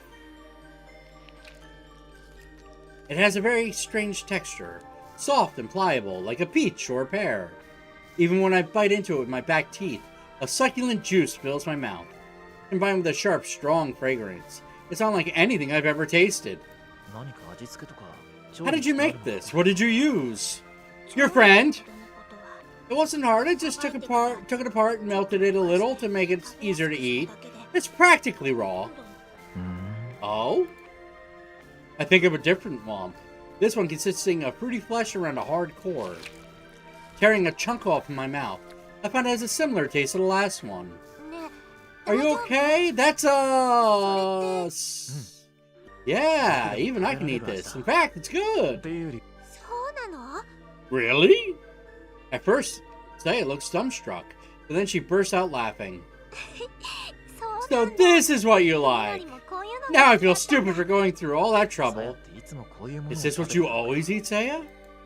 こんな大物は Yeah. だけどね Well, it's been a while since I've had one so big. I usually catch them in a nearby park. 取ってくれるやつ Is she stealing children?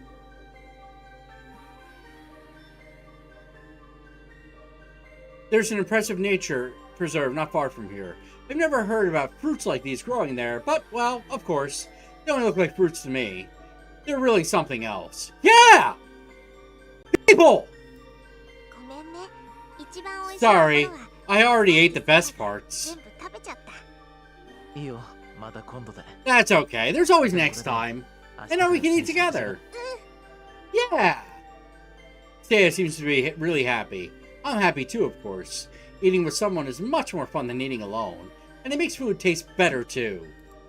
まだまだいっぱいあるし There's still plenty 食べきれ left. ない分は I'll keep it chilled for 2 or 3 days, 大丈夫だよ though it won't ちょ taste っと good. 味は落ちるんだけどね Brongles, this is getting to be too much, man. I keep finding these cannibal じ stories. ゃあ早めに片付けておこうか Then we better start putting it away. Don't want any of her to rot. Sealing the small fruits in a Tupperware and the large ones in pots and bowls, Saya and I store the remaining food in the refrigerator. Thinking of tomorrow's dinner fills me with anticipation. I feel that, little by little, I'm starting to regain the joy of living. Through murder and cannibalism. Saya will guide me. With her, I can live on. I knew she was some kind of fucking Lovecraftian horror story. True Scary Stories, Hospital Edition, Chapter 4, The Monster in the Hospital. A medical student relates his shocking experiences. Will you believe him or not? Strange things started happening in the hospital at the end of last spring. It began with patients waking up in the middle of the night screaming. They all spoke of terrifying nightmares. Many of them had to be sedated. Some patients were even transferred to other hospitals because of it. The weird thing was, they all had exactly the same dream. A dream about some horribly disgusting monster staring down at them from their bedside. But the really strange stuff started happening after that. There used to be a lot of stray cats around campus, looking for scraps from the students. One day, the cats suddenly disappeared. And it wasn't that they stopped coming, it's more like they vanished from the area entirely.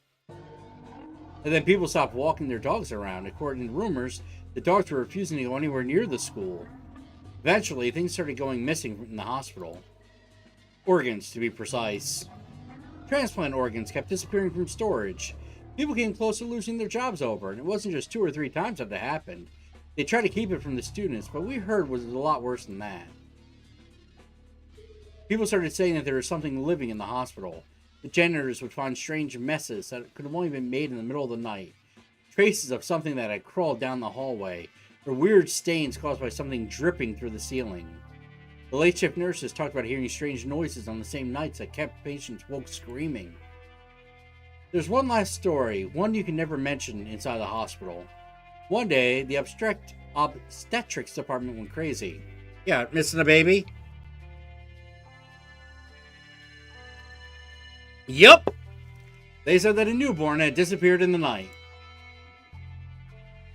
If that were true, the police would have come and it would have been all over the news.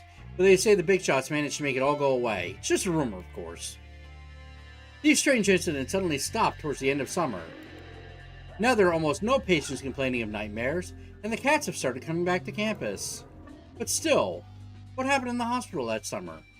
Even now, just thinking about it gives me the creeps. We know what happened. Big drips.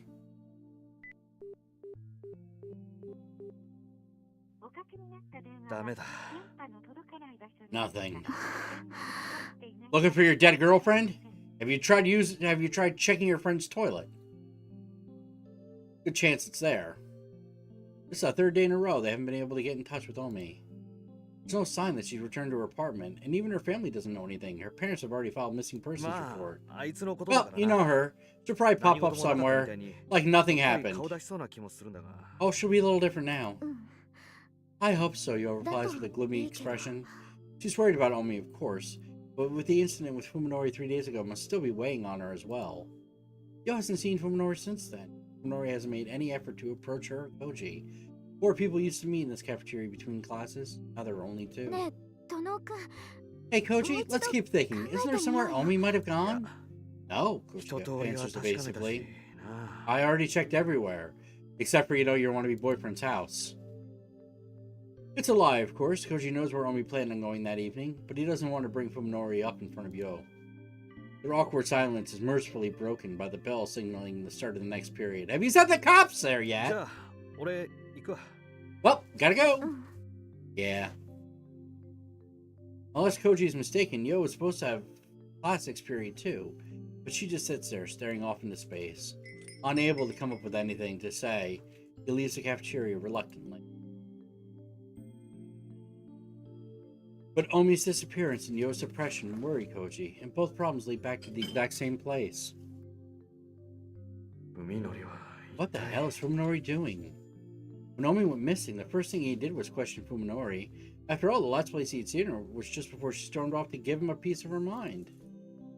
He responded with an unequivocal denial, and acted like he hadn't the slightest idea why Omi would have gone to see him. Perhaps that was only natural, as he was unaware that Omi and Koji had witnessed him reduce Yo to tears. Did Omi even make it to Fuminori's house? Had she been riding a wave of emotion when she left? Maybe she calmed down and changed her mind halfway there. Or perhaps she ran into trouble on the way.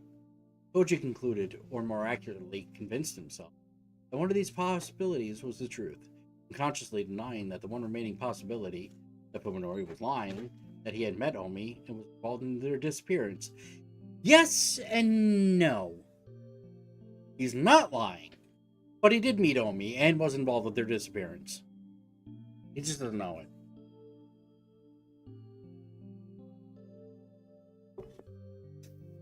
When questioned by the police, Koji told the truth about Omi's destination, only up to the train station, maintaining that he had no idea where she had planned to go after that. He wanted to cooperate with the search, of course, but Omi couldn't have made it to Fuminori's house. Fuminori said so himself, didn't he? In that case, he told the police everything they needed to know.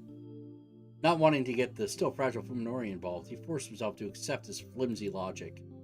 But the conflict is built up inside of him without his notice, leaving unanswered suspicions to fester in his mind. Koji is deep in thought, paying no attention to his surroundings, but perhaps that's what allows him to catch sight of his friends back through the crowd of the million students.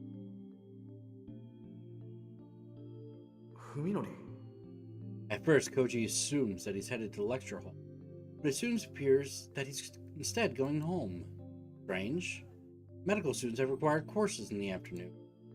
Though he's initially surprised, Koji's hesitation lasts only for a second. He follows his friend, taking care to stay far enough behind that he won't be noticed.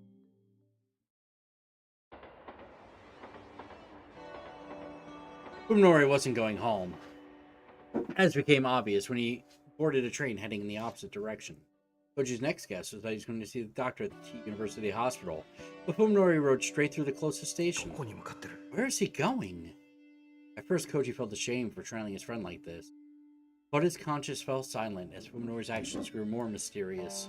The stranger it gets, the closer Koji feels to discovering the truth behind Fuminori's sudden transformation. Any knowledge will be welcome, no matter how slight. Even Koji's beginning to think that there must be more behind Fuminori's change than the accident alone. He wants a more satisfying answer, one that will help him decide whether Fuminori can still be trusted. Fuminori gets off at a small station in a nondescript suburb of Tokyo. Koji follows, trying not to lose sight with him or amid the other disembarking passengers. The area is quite desolate, with only a small bookstore, convenience store, and a market in front of the train station. It's easy for Koji to keep Fuminori in view. The neighborhood was carved out of the Fuji foothills, and here and there remained steep inclines and wooded areas that escaped assimilation. Koji is amazed that such a quiet place exists, less than an hour out of central Tokyo. Fuminori seems to know these streets.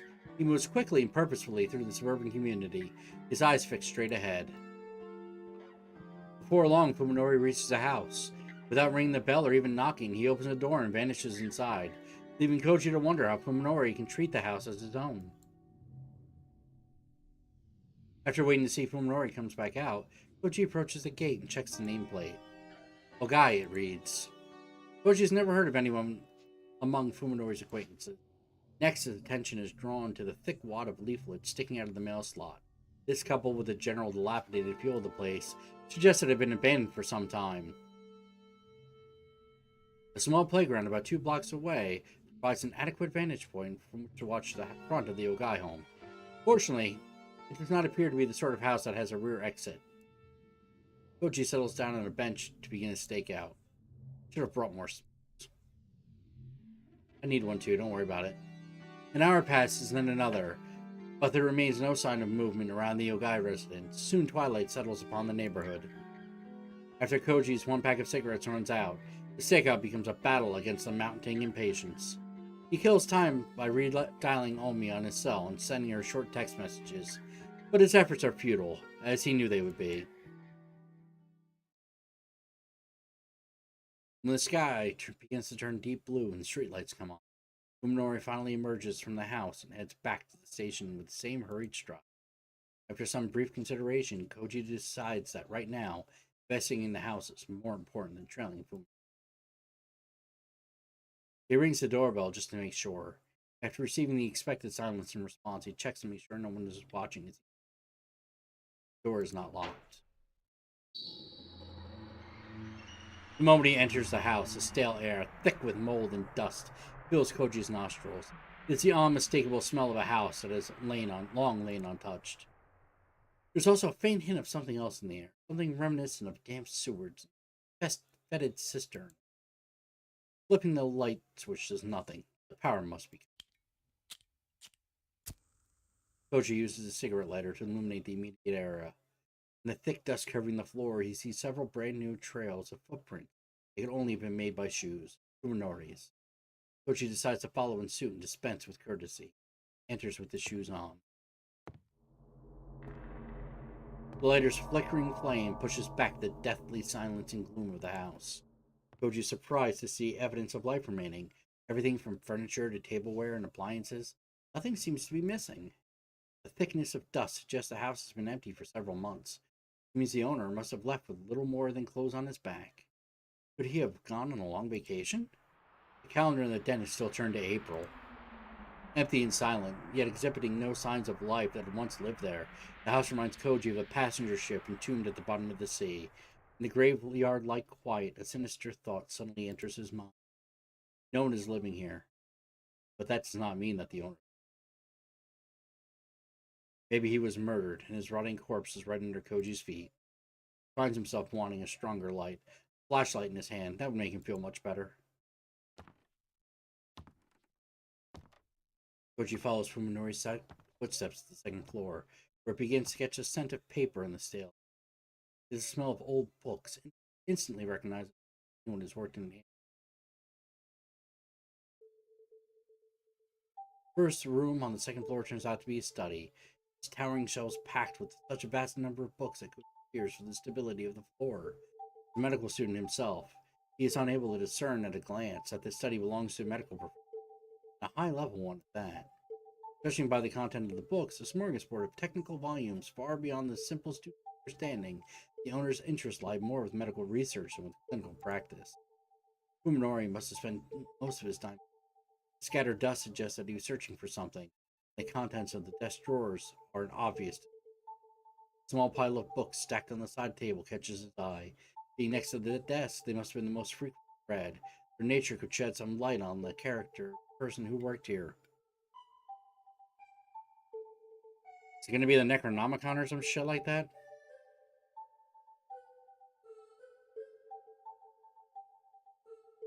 Koji frowns as he examines the 3 books. These aren't scientific texts like the rest. Old leather-bound Western tomes, the sort you'd find in a rare bookstore. The titles are meaningless to him. Trait de Chiffre appears to concern semiotics, but Armagna de Ultima. Well, yeah, divination, I would say so. And then there's Voynich Manuscript. Looks like some sort of picture book. When he pages through it, he finds the text utterly incomprehensible. Maybe some kind of cipher. Wherever they are, they have nothing to do with medicine, refuting Koji's earlier guess that Ogai was a doctor. Looking down, Koji suddenly notices a glint of something black and metallic underneath the chair. A pocket-sized flashlight, quite out of place among these dusty books. Fuminori must have brought it in. With relief, Koji exchanges his lighter for the flashlight. His tiny body emits a powerful white beam that casts away the darkness. His courage restored, he decides to explore the rest of the house. Koji notices something strange, something that's not visible in the latter's weak flame. The slime. Dark, oily stains are everywhere. The stains are especially thick around the doorknobs and the stair banisters. Like someone grasps them with hands wrapped in a greasy cloth. Looking closer, he sees places where slime was splashed low on the walls, almost as if a wet mop was run violently across the floor. Would Ogai have made these marks? So, how? Koji begins to feel sick as he imagines a man shambling through the house with slime dripping from his body. Finding the bedroom next to the study, Koji checks out the closet in a hunch. He discovers 2 empty suitcases.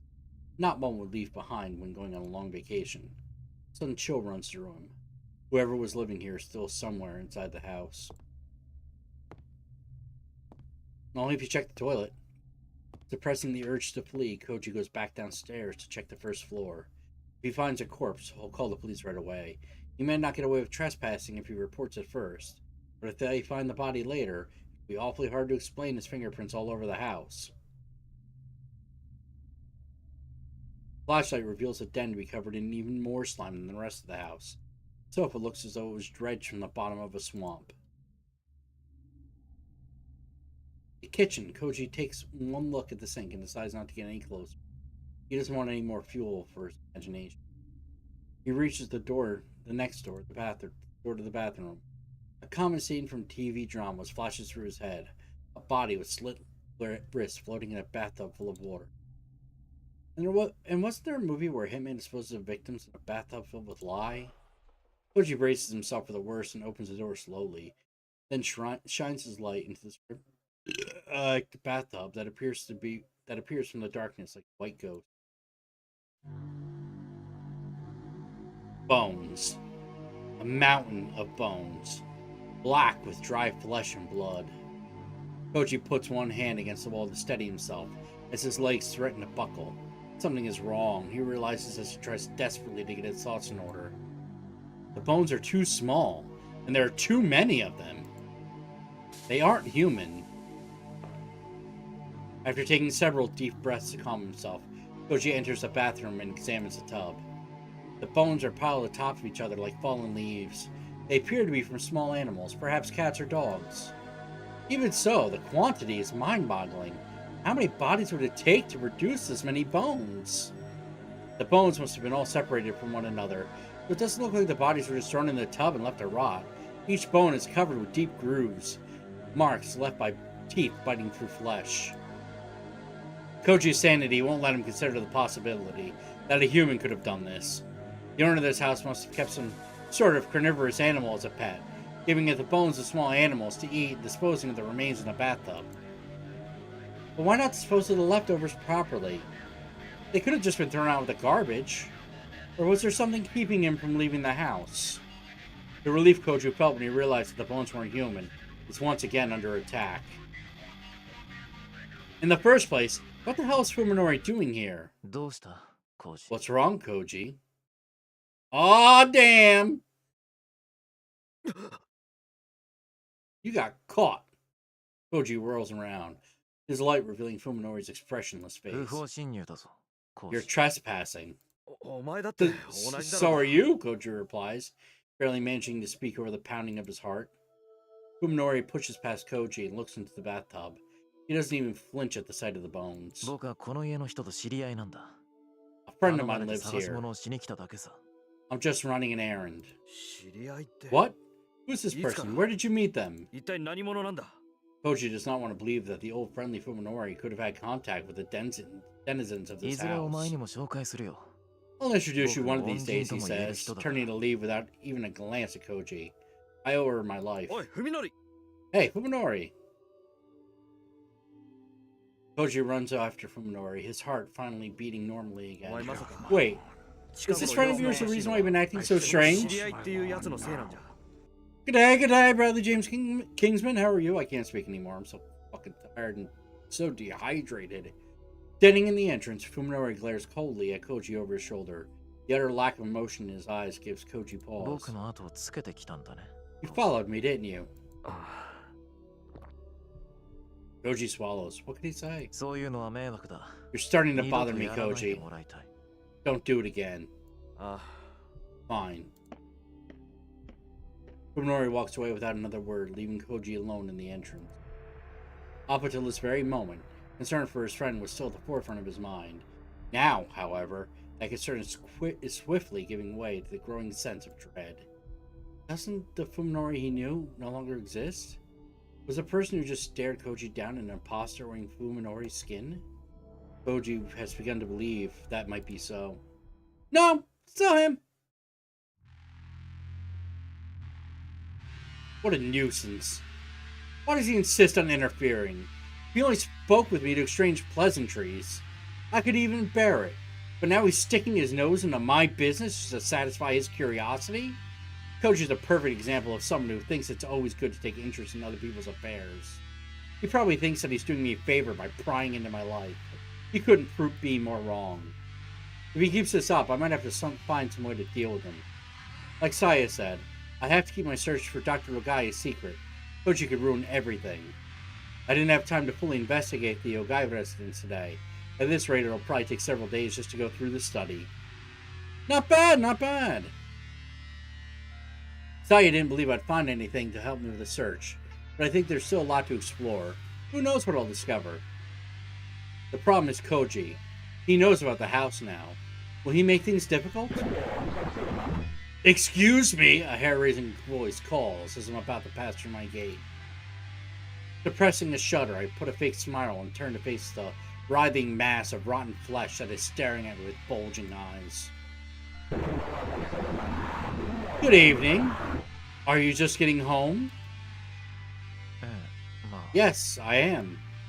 Oh, of course. This is my next-door neighbor, Suzamu. A middle-aged painter, I think, who spends all day at home while his wife works. I haven't had much contact with him since the accident. Why is he suddenly talking to me now? Have you gotten used to living alone? ええはい Yes. おかげさまで Thank you for your help.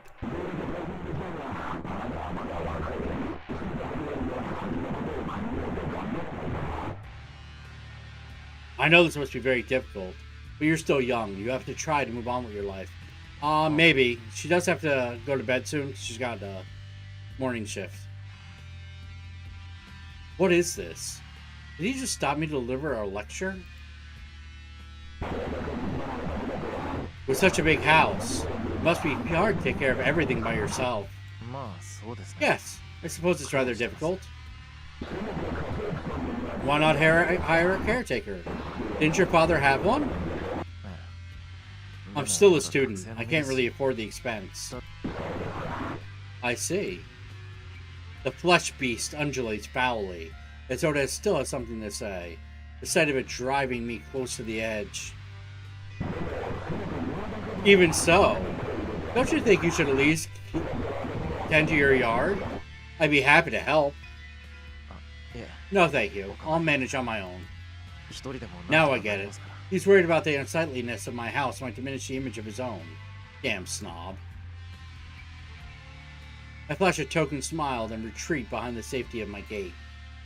I could feel Suzumi's eyes boring my back, all the way to the front door. I want everyone to stand in my life. I just want to live together with Saya, alone where no one will bother us, and eat human flesh.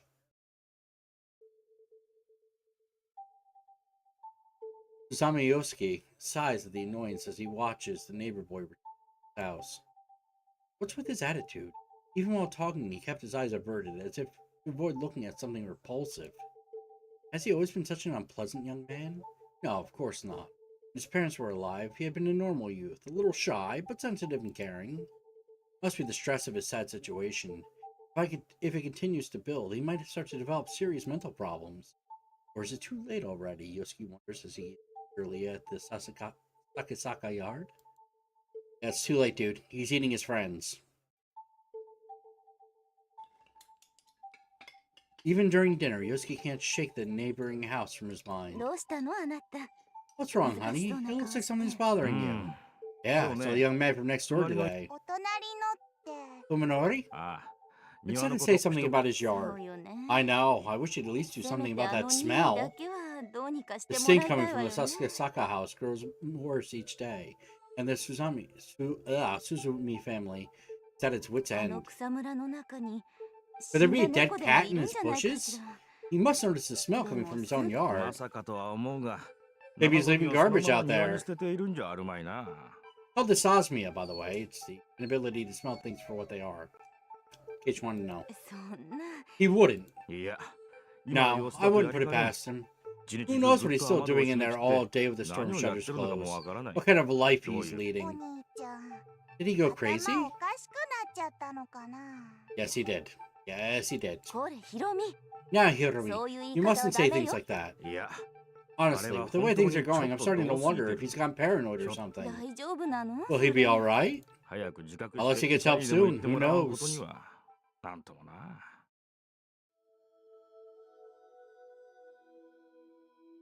The seconds crawl by, each tick of the clock compounding my agony.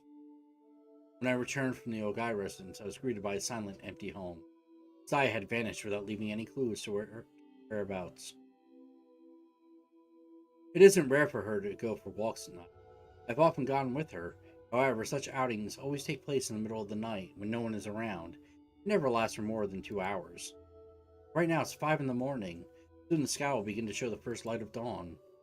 But even if she left right before I returned, she would still have been gone for almost half a day. I still can't sleep. I can only wait in anguish. As I tried to distract myself by painting more rooms, but I couldn't concentrate on the work. If I had known this would happen, I'd have left the Ogai house sooner. I wish I hadn't wasted my time on Koji. Saya doesn't return. Thought makes me want to tear out my hair. After its long absence, the terror of true loneliness is too much to bear. At last, the cowbell chimes and Saya's long-awaited "I'm home" rings out from the bottom of the stairs. As I jump out of bed in relief, all the stress that's been built up through the night is released in a wave that threatens to sweep me off my feet. 疲れた。やっぱり往復すると So tired, she sighs as she climbs the stairs. If I knew the trip would be hard, さや一体どこ where に have you? My question trails off as I notice the thick bundles of paper she's carrying under her arms. それは What are those? 文則のカルテと Your か medical charts and 手 surgery 術の records. 記録。 I went back to the hospital 今日は today. 古巣の病院に行ってき She たの。 drops the bundles on the floor, sending papers flying everywhere. Then pulls her favorite cushion over it and collapses into it, stretching luxuriously. こんな夜中 You に walked all the way back from テ the ィーダイから hospital in 歩 the いて middle of 戻 the ってきたの night? か ごめんね。 Sorry, she says, skillfully gathering the scattered papers together. 調べ出したらキリが I meant to come back sooner, but there were so many files to go through. 結局 So I decided to just bring everything. It was so heavy. Maybe it's just the exhaustion, but I'm not understanding a word Saya is saying. だから What are you planning on doing with all this? どうするって What do you mean? I'm going to study it, of course, she replies, holding one MRI photograph up to another light. I'll have plenty of time to go over it here. えっと At first, I think she's just playing around, but the occasional mutters of, ah, better check this one. Oh, I see. Well, that was silly of them. And the like as she separates the photos in a pile beside her make me think she might not be a joke after all. 君わか Do you るのか understand this こ stuff? ういうのパパにいろいろと教わったから I learned a lot from Dad. She flashes me a grin, then returns to the papers. So that's how it これ is. じゃあいつまで経って No も wonder 直 it せな can't い be よね fixed. 直せないのか It can't? 人間のお医者さん Not じゃ by a human doctor. I can't tell if she's being serious. 私でも Even for まだ me, ちょ it'll っと probably be 難 tough, しい she か says な offhandedly, even as her hand continues to shuffle papers. I'll have to experiment first. Watching more closely, I realized that her eyes are scanning each page rapidly. So rapidly, in fact, that I was unable to notice it at first. Could Saya actually be reading my charts? なあさや Hey, Saya. Hmm? Yeah, she answers coolly, looking up from the charts. 今日はもう疲れ I'm たし tired. Let's go to 寝 bed. ないか文則がそうしたいなら Sure, そうす she る replies with a grin. If that's what you want. She tosses aside the paper she was sorting, then leaps on me and begins to tear off my clothes. She's a wretched fucking beast. おい ね Come on, just once before bed, okay? まあさや Hey, Sai, don't you think it's Oh, unhealthy to be it's doing the- this every 体 day? に毒じゃないのか Huh? Are you sick? どこか具合がいや Martina, welcome in! Thank you for liking the ちゃん live. と大人の体になってるし平気なんだけど No, not me. My body is all grown up. But you're... Don't worry. She's like 8 in his appearance of his eyes. She's like a 8 to 10-year-old girl. But in reality, she's some kind of fucking disgusting cannibalistic beast. Well, not cannibalistic because she's not human. But yeah, fucking ugh. She laughs playfully as she pushes me onto the bed. The familiar sweet sensation of her weight and skin rendering me helpless. 平気なわけないだろ But I'm 今 worried. まで否認もし We てな haven't いん used だろ any contraception. 文則はさ Funori, she whispers, staring straight into my eyes. いや You don't want me to have your children? Oh, this is getting fucking gross. Who's following, by the way? Hi, welcome to Nazi Canada. I didn't expect to play this. I didn't know this. Okay, first off, Flesh Grip, I had no idea that this game actually existed until about an hour before I started it. So I got no clue what's going on. But I have a lot of guesses. Don't you want me to have your children? How could I respond to that? いやも何も It's not that. さや Your みたい body に is too 小さい体 small. じゃ無理だって Pregnancy is a serious burden, you 母 know. 体の負担 That's not really something you have to worry about. ことって割と Yeah. 的外れなんだけど Lovecraftian fucking demons and elder gods can't get pregnant from humans. We got that. I understand that much. Sai seems unsure how to reply, but not because she doesn't understand what I said. Rather, the bemused look on her face makes it seem as though I'm the one not getting it. でもそれって文則が But I know you're just 大 thinking 事 of に me, 思って she くれ says てるから suddenly, なんだよね her smile glowing with innocence. I'm それ so... はそれ I'm で happy. 嬉しい Oh, dude, weird is what I do, okay? Weird is 100% what I do. I just finished 5 or 6 different endings of the Coffin of Andy and Lele. If you haven't played that one yet, play that one. It's not totally finished yet, but fuck is it good. And weird. But yeah, you can look at all the shit I played before. I don't play anything normal. By the time I break the spell of her angelic smile, Seiya has undone my belt and is removing my pants. な Come on, 大 Seiya. 丈夫 Relax, she じゃ says あ teasingly. 今夜は Tonight, 文則が I'll 心 do 配 it し so ない you よ don't うに have to worry. してあげる As she finishes, she looks up at me, smiling like she just pulled the greatest prank of her life. これだったら See? 文則だって You don't have to worry if I do it like this. There's a monster blowing him. Oh, well, yeah. What am I supposed to say to that? ね Hey, was it bad? It didn't え feel こんなの good? だと気持ちよくない？ Hearing the sudden nervousness in Seiya's voice, I hastily stammer. そ Of んなこ course と it ない felt good. 十分によってもさや But Seiya, you didn't have to do 飲み that. 込まなくたってそんな But, what? I でも want さ it! やにちょうだいよ。 Oh, fuck me, this is creepy. Suddenly distraught, Seiya clings to me like a child who's just had her candy stolen. In your eyes, she's still a child! Why are you letting her do this? Like, she shouldn't do it because she's not human. She's a fucking, like, fucking weird monster thing that eats people and babies in real life. But in your eyes, she's like a 10-year-old girl, so you shouldn't be letting her do it either. Like, none of this... 文則のは一滴だって残さずに欲しい。 I want you inside me. 出してほしいの。中にって Inside you? The sire really does want to bear my child. I'm not adverse to the idea. I still think it might be too early, of course. But there isn't much point in worrying about my reputation now. Assuming that Saya and I will be left alone, I even welcome it. 文則は嫌。 You don't like it? She gazes up at me pleadingly. How can I resist? 嫌なんかじゃ I do. As long as you're okay with it, so am I. 僕だって All sorts of messed up. Saya smiles with relief and burrows contently into my chest. 文則、 I love you, Fuminori, she purrs softly. With her body draped over mine, I become even more aware of how light and delicate she is, as she drips ooze onto you that you don't notice. How could this tiny girl and I really live as husband and wife? I feel a pang of self-loathing at the question. How could I still be afraid after all that's happened? Saya's feelings are so earnest. How could I not accept them?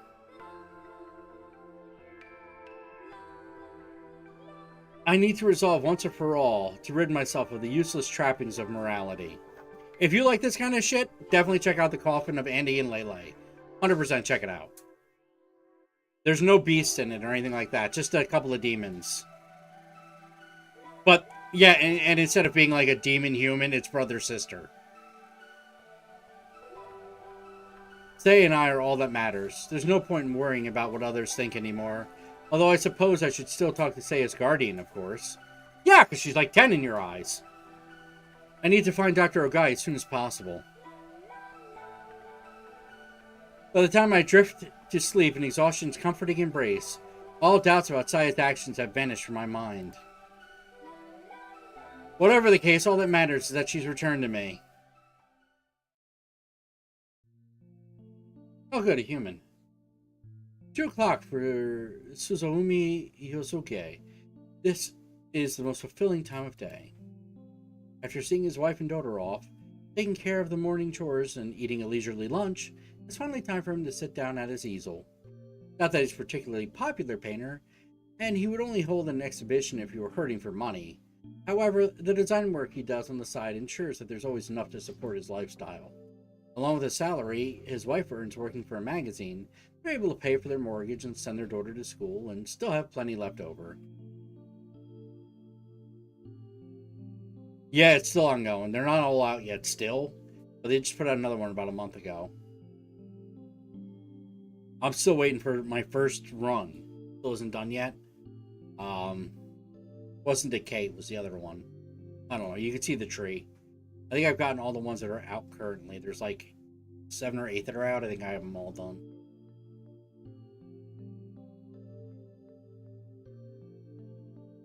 Yosuke's life is perfect, leisurely and absent of want. He loves his house, considering it the symbol of his success. I can't fucking speak of his success. When he mows his lawn mowing is the only thing that matters. Polishes the windows and floors, cleans the kitchen, toilet, and bath. Feels the same joy as he does when washing his own body. Just as he knows the length of his fingernails and the time since his last meal, he also knows everything about his home's condition. The status of every door, the freshness of every flower, the amount of ice in the ice tray, every last detail. This is his pride. And when he sits in the studio smelling the turpentine and knowing that each element of his house is in perfect order, feels ultimate satisfaction. He's one of them, okay. While trying to find the right combination of paints on his palette, he suddenly feels thirsty. He soon remembers that there isn't much orange juice left in the refrigerator. In fact, it's also about time to stack up on bath additive and powdered soap. He can get everything at the supermarket when he goes to shop for dinner, but it'll probably be quite heavy.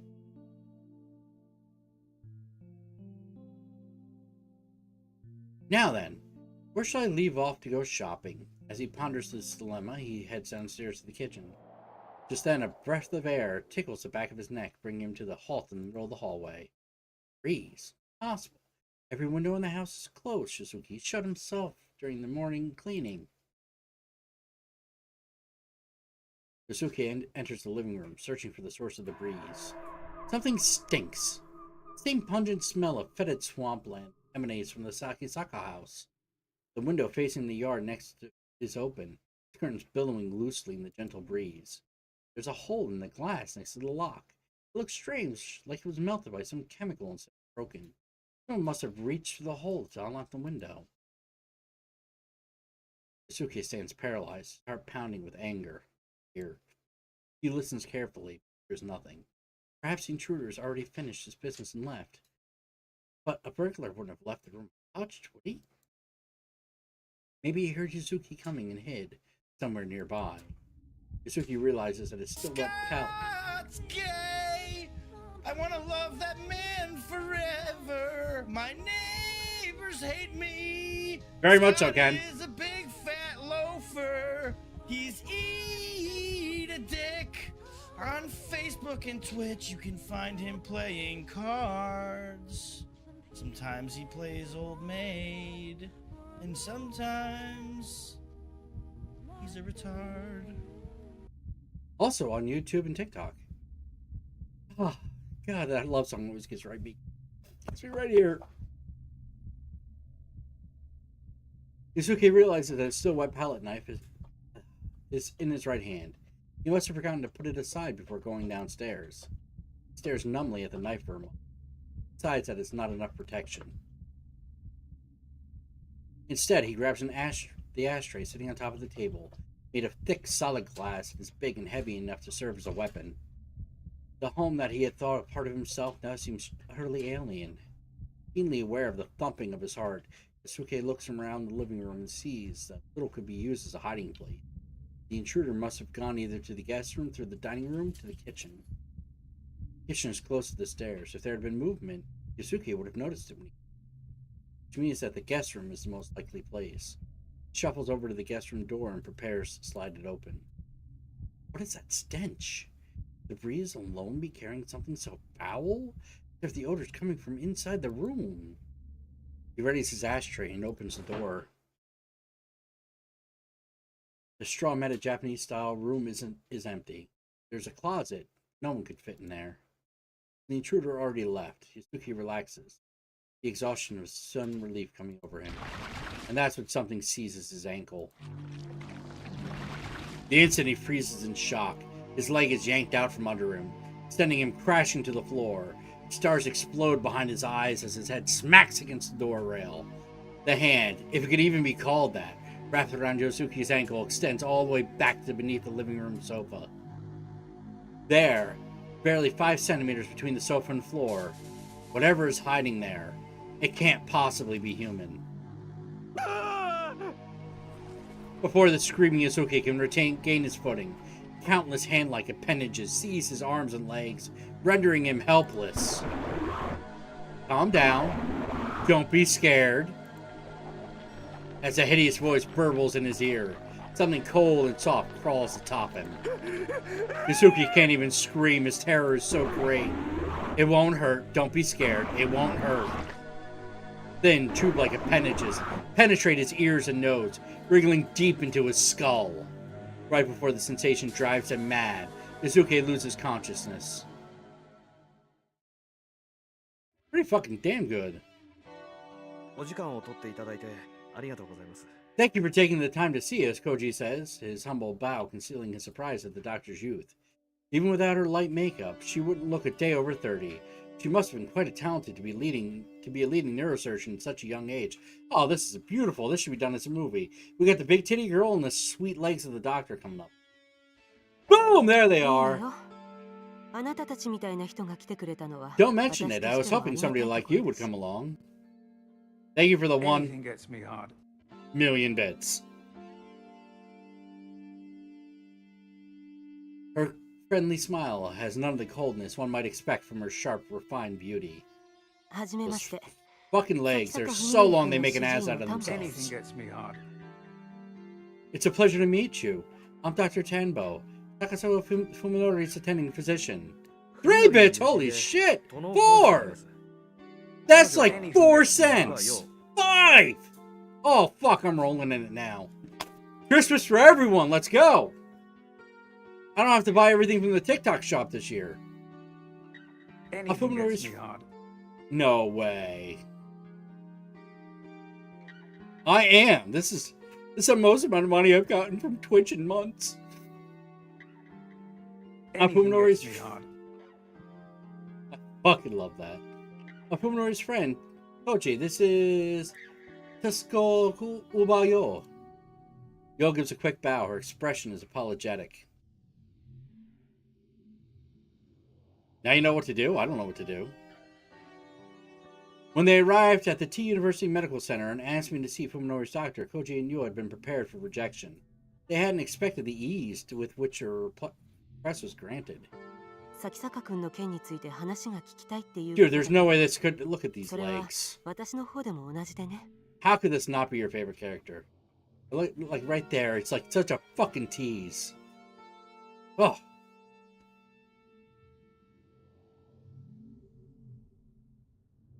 You say you want to know what's wrong with him. Well, so do I. I'm sorry? 彼一昨日の診察 He に didn't 来て come くれ in な for か his った checkup の 2 days ago. I tried calling his 留守 home, 電 but に入れ there's た no 伝言にも answer. 返事がないし 2 days ago, the same day Fuminori was searching that abandoned house. Koji frowns, wondering what was important enough for him to blow up his 彼 appointment. 学校ではどんな様子 What is he like at school? どうもこうも He's もう totally めちゃく messed ちゃ up. です Seeing your shoulders jerk out of the corner of his eye, Koji regrets not choosing his words more 事故の carefully. 前とまるで Since 人 the が違ったみたいに accident, 見え he's ます been like a completely different もっといろい person. ろと We have no idea what to do, so we thought どうして about いいかわから talking なく to you that might help. それで今日はせんあなたたちも医大生 Are you medical students too? She asks out of nowhere. Oh, は well, い yes. 彼のカルテ Would you like to see his chart? 見せてくれるんですか You'd really show it to us? Koji replies, incredulous. Dr. Tenbo regards him So silently for a moment, then sighs and says, それも Someone 病院 wanted to の see 依 it, 頼 and without the hospital's で permission. 一昨日の晩 His files were stolen from the archives 2 nights ago. 保管庫から咲坂君のカルテを抜本当ですか What? She stares hard at the astonished students and shakes her head with a tired smile. まああ Well, なたたちは it 昔 doesn't look like you そう two are involved. ちょっと That's a 安心 relief. 当たり前です Of course we aren't. でも However, 犯人は咲 the 坂 culprit 君の must have had an 容体に interest 興 in 味 his がある condition or wanted to そ erase れ his いずれにせ records. よ彼 Either の way, 関 I わり can のあ only る assume 人 it 間 was としか someone 思えな close か to った him. は I see. An ominous thought flashes through Koji's mind. It couldn't have been from Fuminori himself, could it? Koji looks at Dr. Tenbo and finds her staring right back at him, her expression grave. He realizes that she must be harboring the same suspicion. あ Back な to た the には legs. 他に心当たりはない What do you think? Do you have any 咲 idea 坂 who 君 may の have 知り done 合い it? でそういうことをやりかねない Perhaps よう Dr. な人 Tambo didn't have anyone in mind when she asked. Koji's thought immediately fly to that eerie house to which Fuminori led him. 知り合いだか何なの I か don't really know what 自 their 分にもよくわ relationship からないんです is, が but there's someone called 多分医 Ogai. 者か医学 Probably 関 a doctor or 係オーガイ a... っていう Koji stops speaking as he sees a dramatic change across Dr. Tambo's expression. ご存知なんですか You know Dr. Ogai. 咲坂君がその男といつ Do you ど know うやっ when て and 知り合 where ったのかわ Fuminori か met る that man? いえ No, こっちが that's 知り what た I'd いぐらい like で to す。 know. Just 先生 who is this 一体 Ogai? 何者なんですかあのオーガイ After remaining silent for some time, Dr. Tambo looses a heavy sigh. いいわ All right, その気 It's に not な like れ you ば couldn't 簡 find 単 out に on 調 your べが own. つくことだし Ogai Masahiko was a doctor teaching at this hospital. He was dismissed over 6 months ago, however, following certain incidents. 不祥事って What incidents? What did he do? I can't say anymore. And anyway, it has nothing to do with your friend. How do you know it has nothing to do with him if you don't know what's wrong with your friend? And they don't know what's up with him? How can you make that fucking... You are not a scientist. You are not a scientist. Koji has no argument with which to answer Dr. Tab's flat rejection. I want an answer! However, he can't shake the feeling that this Ogai person is key to unraveling the mystery surrounding Fuminori. 先生もしかしたら先坂 Doctor, 文則は he says, making up his mind, 刑事事件に関わっているかもしれないんです involved in a crime. At this sudden declaration, both you and Dr. Tambo raised their どうい eyebrows. うこと What do you mean? 彼を訪ねていった A friend of ours went 行方 missing 不明になって after しま going っ to た see 人間が him. います Fuminori denies any Mochron, involvement, of Fuminori wa- course. それって You mean Omi? No, I mean your tits' ability to defy gravity. That is definitely left. Koji is unable to bear the shock in Yu's す voice. まんつくば Sorry, I couldn't tell you. 君には言えなかった Dr. Tambo is frowning.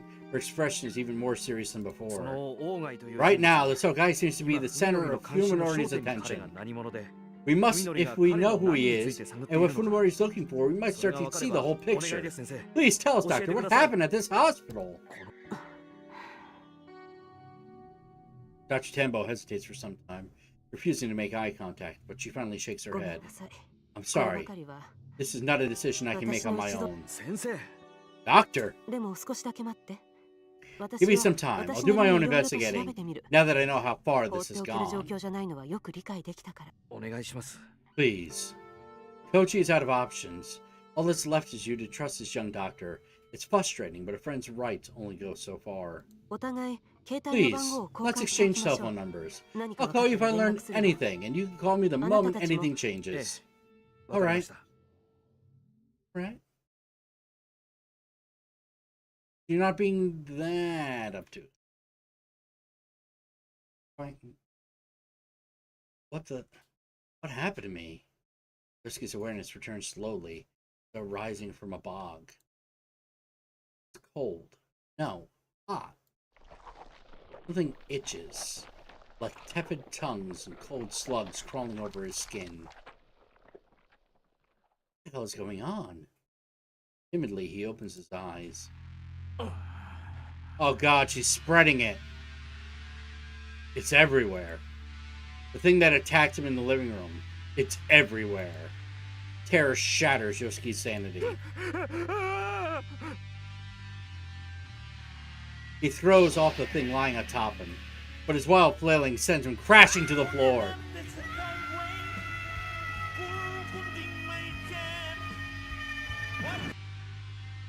Nicole Akers, I'm going to assume that was from you. Thank you for the share, even though I didn't get any share alerts, but that popped up, so it had to be that.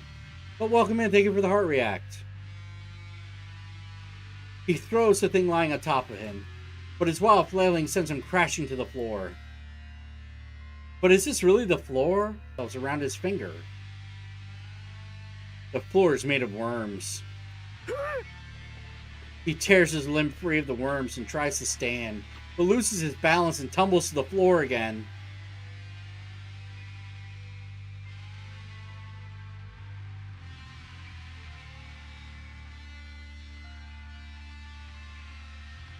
I don't know why that's happening, but it's annoying the fuck out of me. And I'm sure it's not making you feel too good about it either. That's like the 4th time it's fucking happened. I don't know why it's happening. The worms immediately swarm all over his body. Where am I? Where did that thing take me? Yusuke crawls across the worm-ridden floor toward the only exit from the pulsating room. When he gets outside, however, all he can see is blood, bile, and rotten meat. There's no place to run. What is this? Most terrifying of all, this hellish place has the same layout as Yosuke's house. In a half-mad daze, he wanders through the nightmarish mockery of his home. In the small room where his studio would be, he finds an easel made of bones displaying a blood-soaked canvas. like some cruel joke. Everything's exactly where it would be in Yosuke's studio. Damn it, let me out! Let me out of here!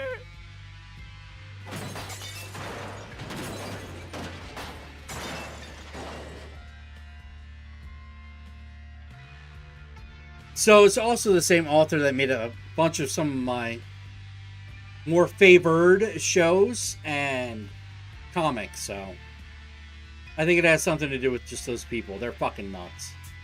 And I love it. Howling, Yasuke lashes out against everything within reach.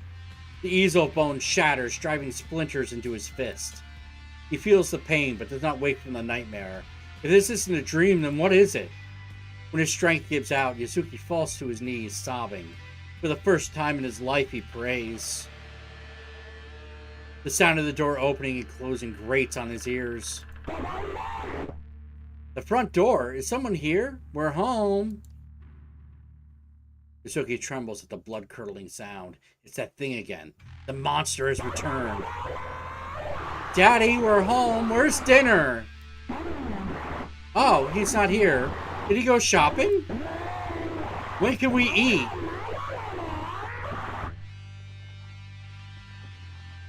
Yasuke hears a sound of the slimy sloshing its way up the stairs.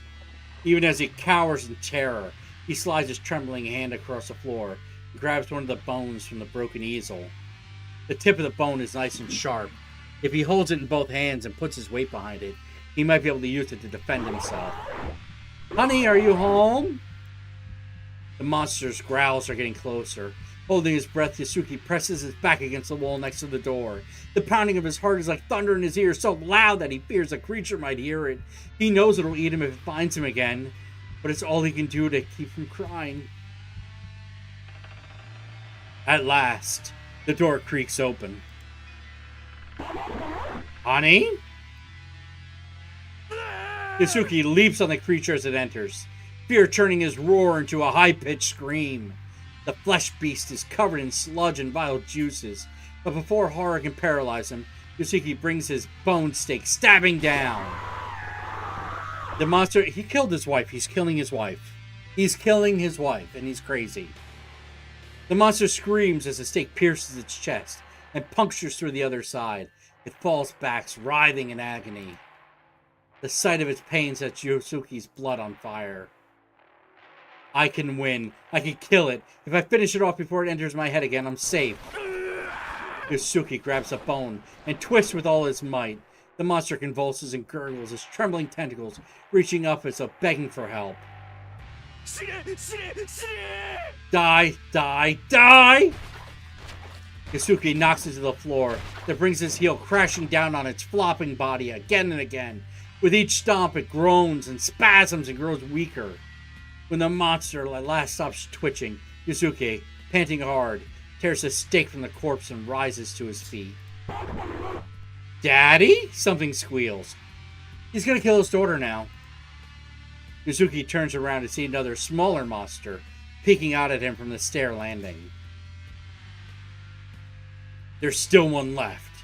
His desperate, rage-filled attack both exhilarated him and gave him a taste for violence.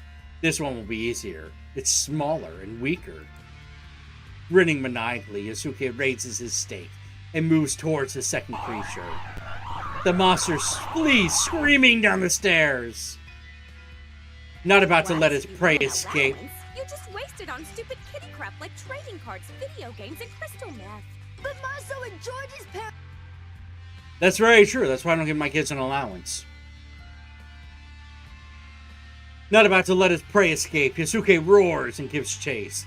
The thought of killing that monster might end this nightmare feeds his savage bloodlust. No, Daddy, no! When the monster trips and falls in the dining room, Yasuke leaps on top of it and brings the stake crashing down. His bloodlust unsated, he pulls it free and drives it again into the monster's flesh.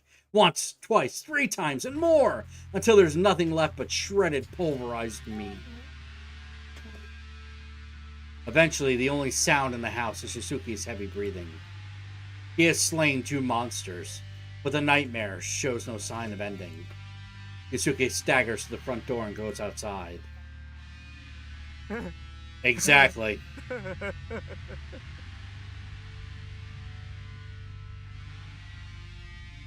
The sky, the city, everything has gone mad. Twisted shapes, nauseating colors, stinking air. There's no escape, no end to the nightmare. The last remnant of Yasuki's sanity vanishes like the dust in the wind. こんにちは、おじさん。 Hi, mister! Yasuki turns to the sound of a girl's voice. She's standing in the house next door, wearing a spotless one piece over her pure white skin. In the midst of this filth-ridden world, she alone glows with おじ beauty. さんには私 How do I look to you, 興味が mister? あ You're あ、とっても very cute. 可愛いよ。 Is everyone in this game a psychotic pedophile? Yasuki feels a sudden black lust rise within him. 本当？じゃあ Really? 実験は成功 The だね experiment might be a success! Yasuki walks up to the strangely jubilant girl and brushes his hand against her long, smooth hair. He's a rapist! こんな可愛らしい Well, I guess his daughter's lucky he killed her. この He could have done 世界 much には worse. 君一人しかいないんだ。 Such a lovely girl. You must be the only one in this whole world. おじさん？ Mister? She looks up at the man towering over her, perhaps disturbed by his hungry お stare. 嬢ちゃん How about we おじさんと play a 遊ん game, でくれ girl? るかい？いいけど。 Okay, but what are we gonna 何する do? の？ A grin parts Yasuki's lips and he そ replies, りゃもう Everything that will そんな楽しめ please そう me, な of こと course. 全部さ Yep! Rapist pedophile who just killed his own daughter. Wonderful!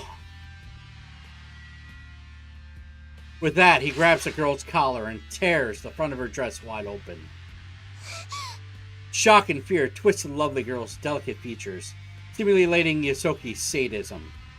Even after killing those two monsters, the embers of violence still smolder in his heart, and now they have new fuel to burn. いい顔だよ、 Oh, 嬢ちゃん I like that expression on もっ you. と可愛 Won't らし you い show 顔を me an して even 見せてくれ prettier ない one? No! No! The terrified girl flees into the Sakasaka house. Yasuki runs after her, feeling the joy of the hunt. No! Stay away! Even in desperation, she has no hope of outrunning his longer stride. Yasuki charges down the hallway and catches up to her in the kitchen. He grabs her from behind and wrestles her to the floor before she can resist. Let me go! Why? Why are you doing this? だから言っただろ Like I said, because you're お嬢ちゃ too んが cute. 可愛らしすぎるからだって Enjoying the sensation of her thin arm struggling futilely against his grip, Yasuki uses his weight to hold her down, while ripping off her remaining scraps of clothing. No, I don't want this! Stop! Yasuki stares at the smooth, perfect body of the girl flopping beneath him.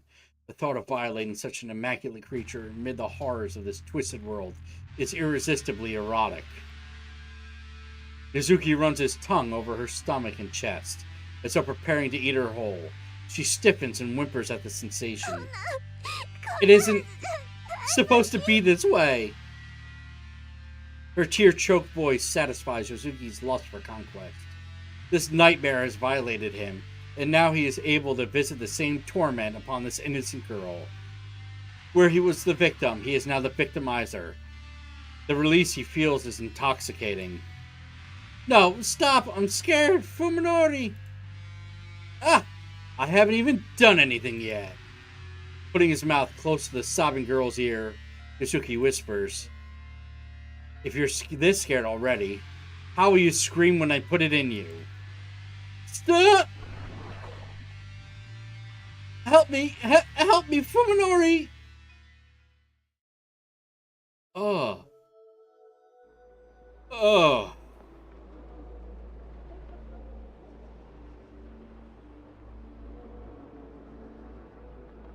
Fuck me, man. That dude just raped what he thought was a little girl, but was actually some creepy, horrible fucking demon beast oozing thing. Like, what the fuck? I thought the lead guy was bad enough for fucking her and getting his dick sucked by her, knowing what he thinks he knows. But moving on, as always, the sights of the city grate on my nerves. Today, however, I don't feel as much hatred as I usually do.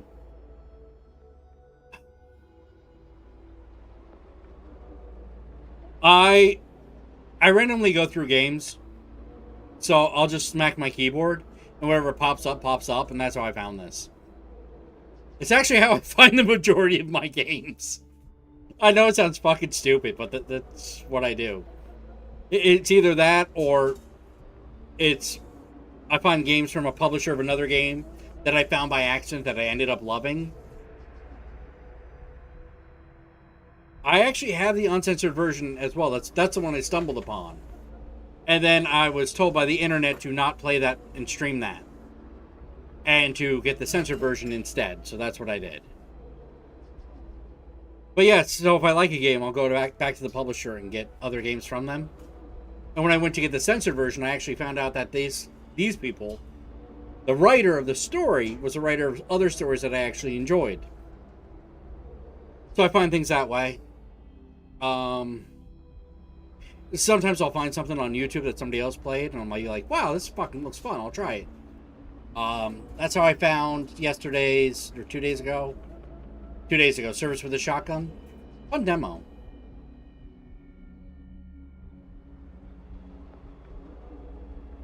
Oh, no. I don't need to see a nude fucking 10-year-old girl getting fucked. No, I don't need to see that at all. That is not something I need.